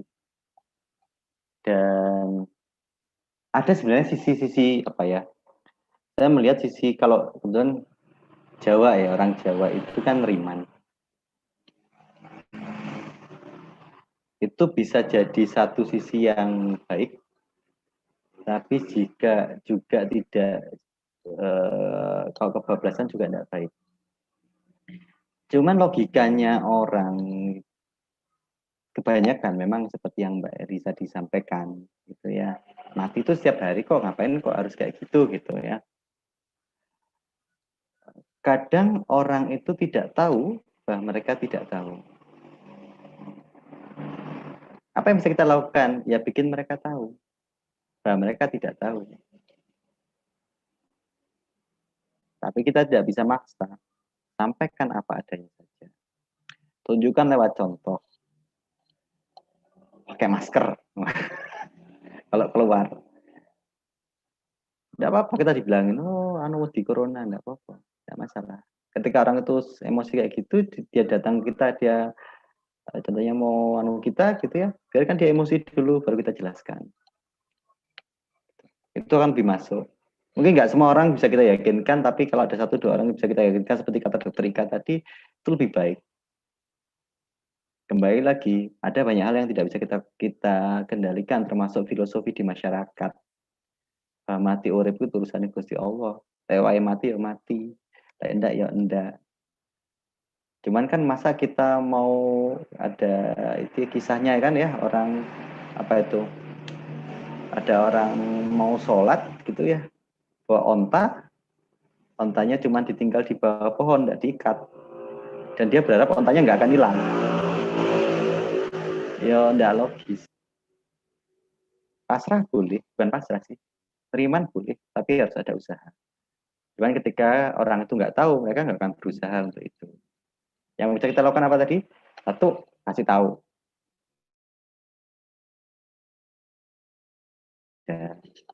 Ya. Yang kedua, kasih contoh. Gitu. Kalaupun tidak semua orang yakin kan tidak masalah kok, tidak apa-apa. Itu di luar kuasa kita juga. Yang bisa kita lakukan adalah ngasih tahu, bukan membuat orang itu yakin bahwa kita benar, tidak. Kalau kayak gitu itu cuma memuaskan ego kita, tidak membuat orang lain lebih baik. Kayak gitu. Saya. Baik, dokter.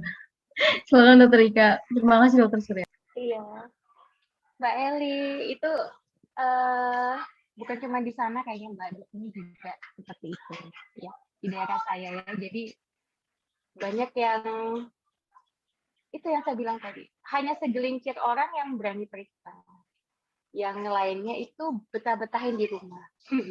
Karena apa? Karena itu ya tadi, karena apa yang katakan Dokter Surya tadi, tidak tahu, rasa tidak tahu saja, tidak tahu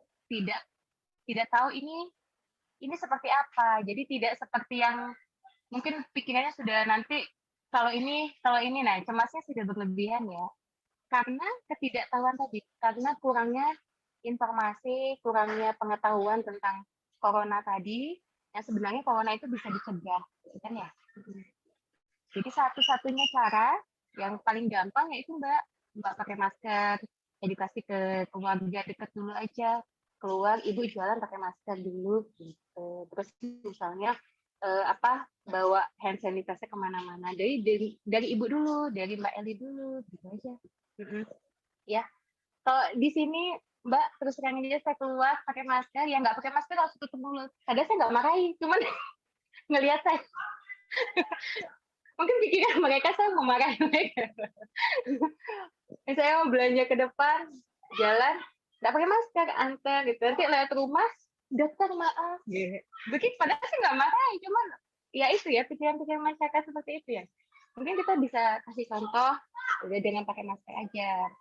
Tetap nanti mereka lama-lama lihat kita malu ya, jadi udah ya pakai masker gitu. Lama-lama ya, seperti itu. Insya Allah semoga seperti itu. Jadi dimulai dulu dari yang kecil aja dulu, Mbak Eli, pakai masker dulu. Ya, gitu dah. Baik, terima kasih Dokter Surya dan Dokter Ika. Karena waktu sudah menunjukkan lebih ya, kita terlambat, nggak apa-apa. Terima kasih banyak. Selanjutnya ini adalah pesan untuk Dr. Surya dan Dr. Ika. Yang pertama siapa ya? Terserah Dr. Ika boleh, Dr. Ika dulu. Yang pertama kesan tentang kegiatan bincang sore hari ini, dan yang kedua adalah pesan untuk para peserta yang mengikuti bincang sore hari ini. Monggo dokter, silakan. Iya, Dokter Ika dulu, boleh? Bila saya dan jadi alhamdulillah saya pertama disodori tema ini itu masya Allah saya merasa wah ini yang saya rasakan gitu bahwa di rumah ya mau nggak mau kita juga merasa kecemasan. Jadi acara ini masya Allah sangat bermanfaat ya insya Allah dengan apa namanya luar biasa. Saya ini benar-benar memberikan apresiasi kepada ruang belajar Akil ya luar biasa masya Allah dengan tema dan ternyata rentetan temanya banyak banget ya, semangat sekali kakak-kakak yang di sini, semoga bisa bermanfaat ya, barokah semuanya ya, insya Allah dicatat sebagai amal jariah ya. Terus untuk teman-teman semua pesan untuk saya juga jaga diri, jaga kesehatan. Jangan lupa jaga pikiran dan emosi kita. Begitu, Kak. Baik, terima kasih Dokter Ika. Selanjutnya Dokter Surya, kesan tentang kegiatan dan kesan untuk peserta. Baik, terima kasih untuk kegiatannya. Alhamdulillah ya, sudah diundang saya ke sini. Hingga setidaknya ada satu kesempatan lagi di mana kita bisa lebih bermanfaat bagi orang lain. Gitu ya. Dan terus saya berkenalan sama ruang belajar Akil ya setelah ada waktu ini gitu ya. Saya tambah kenalan deh. Alhamdulillah tambah kenalan tambah saudara kan gitu. Kalau lebih banyak saudara itu lebih enak daripada punya satu musuh kan gitu ya. Ya, gitu. Ya alhamdulillah terima kasih atas undangannya. Itu yang pertama ya. Yang kedua pesannya untuk kita semua apa? Takut jangan.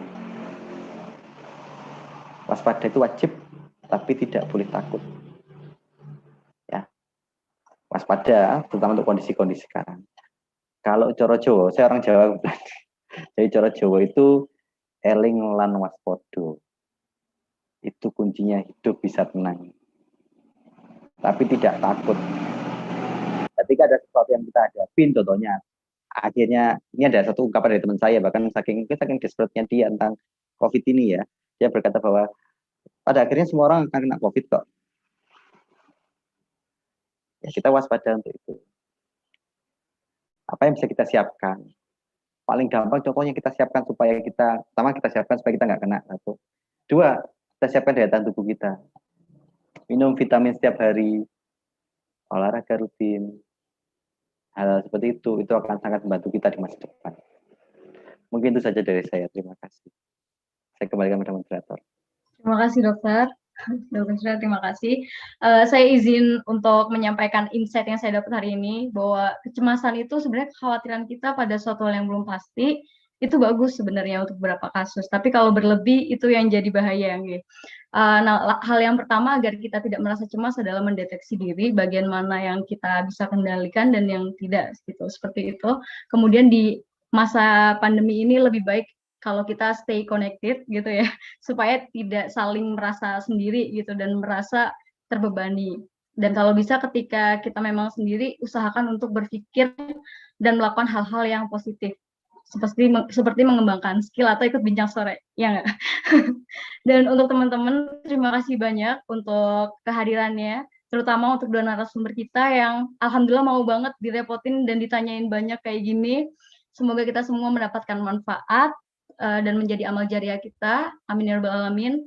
Dan untuk teman-teman kalau misalnya ada yang ketinggalan bisa lihat lagi di YouTube, channel YouTube Ruang Belajar Akil karena ini di-sharekan langsung dan bisa membagikan jika dirasa video ini cukup bermanfaat supaya lebih banyak manfaat yang didapatkan oleh masyarakat yang lebih luas.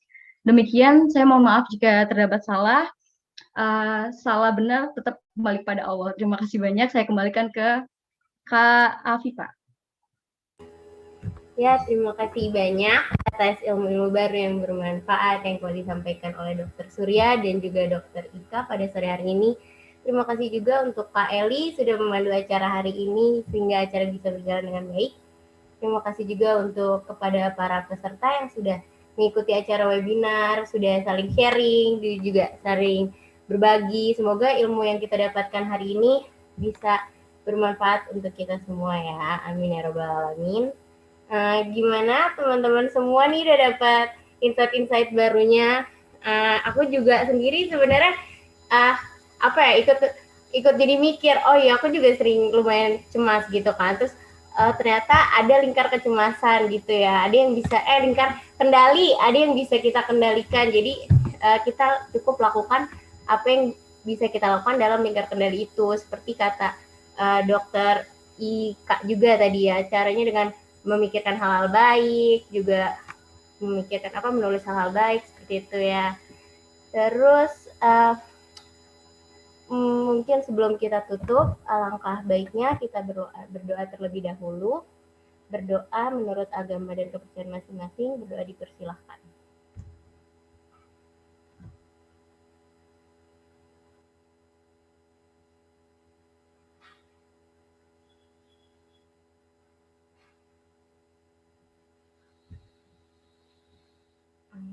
Berdoa dicukupkan. Terima kasih semuanya untuk para peserta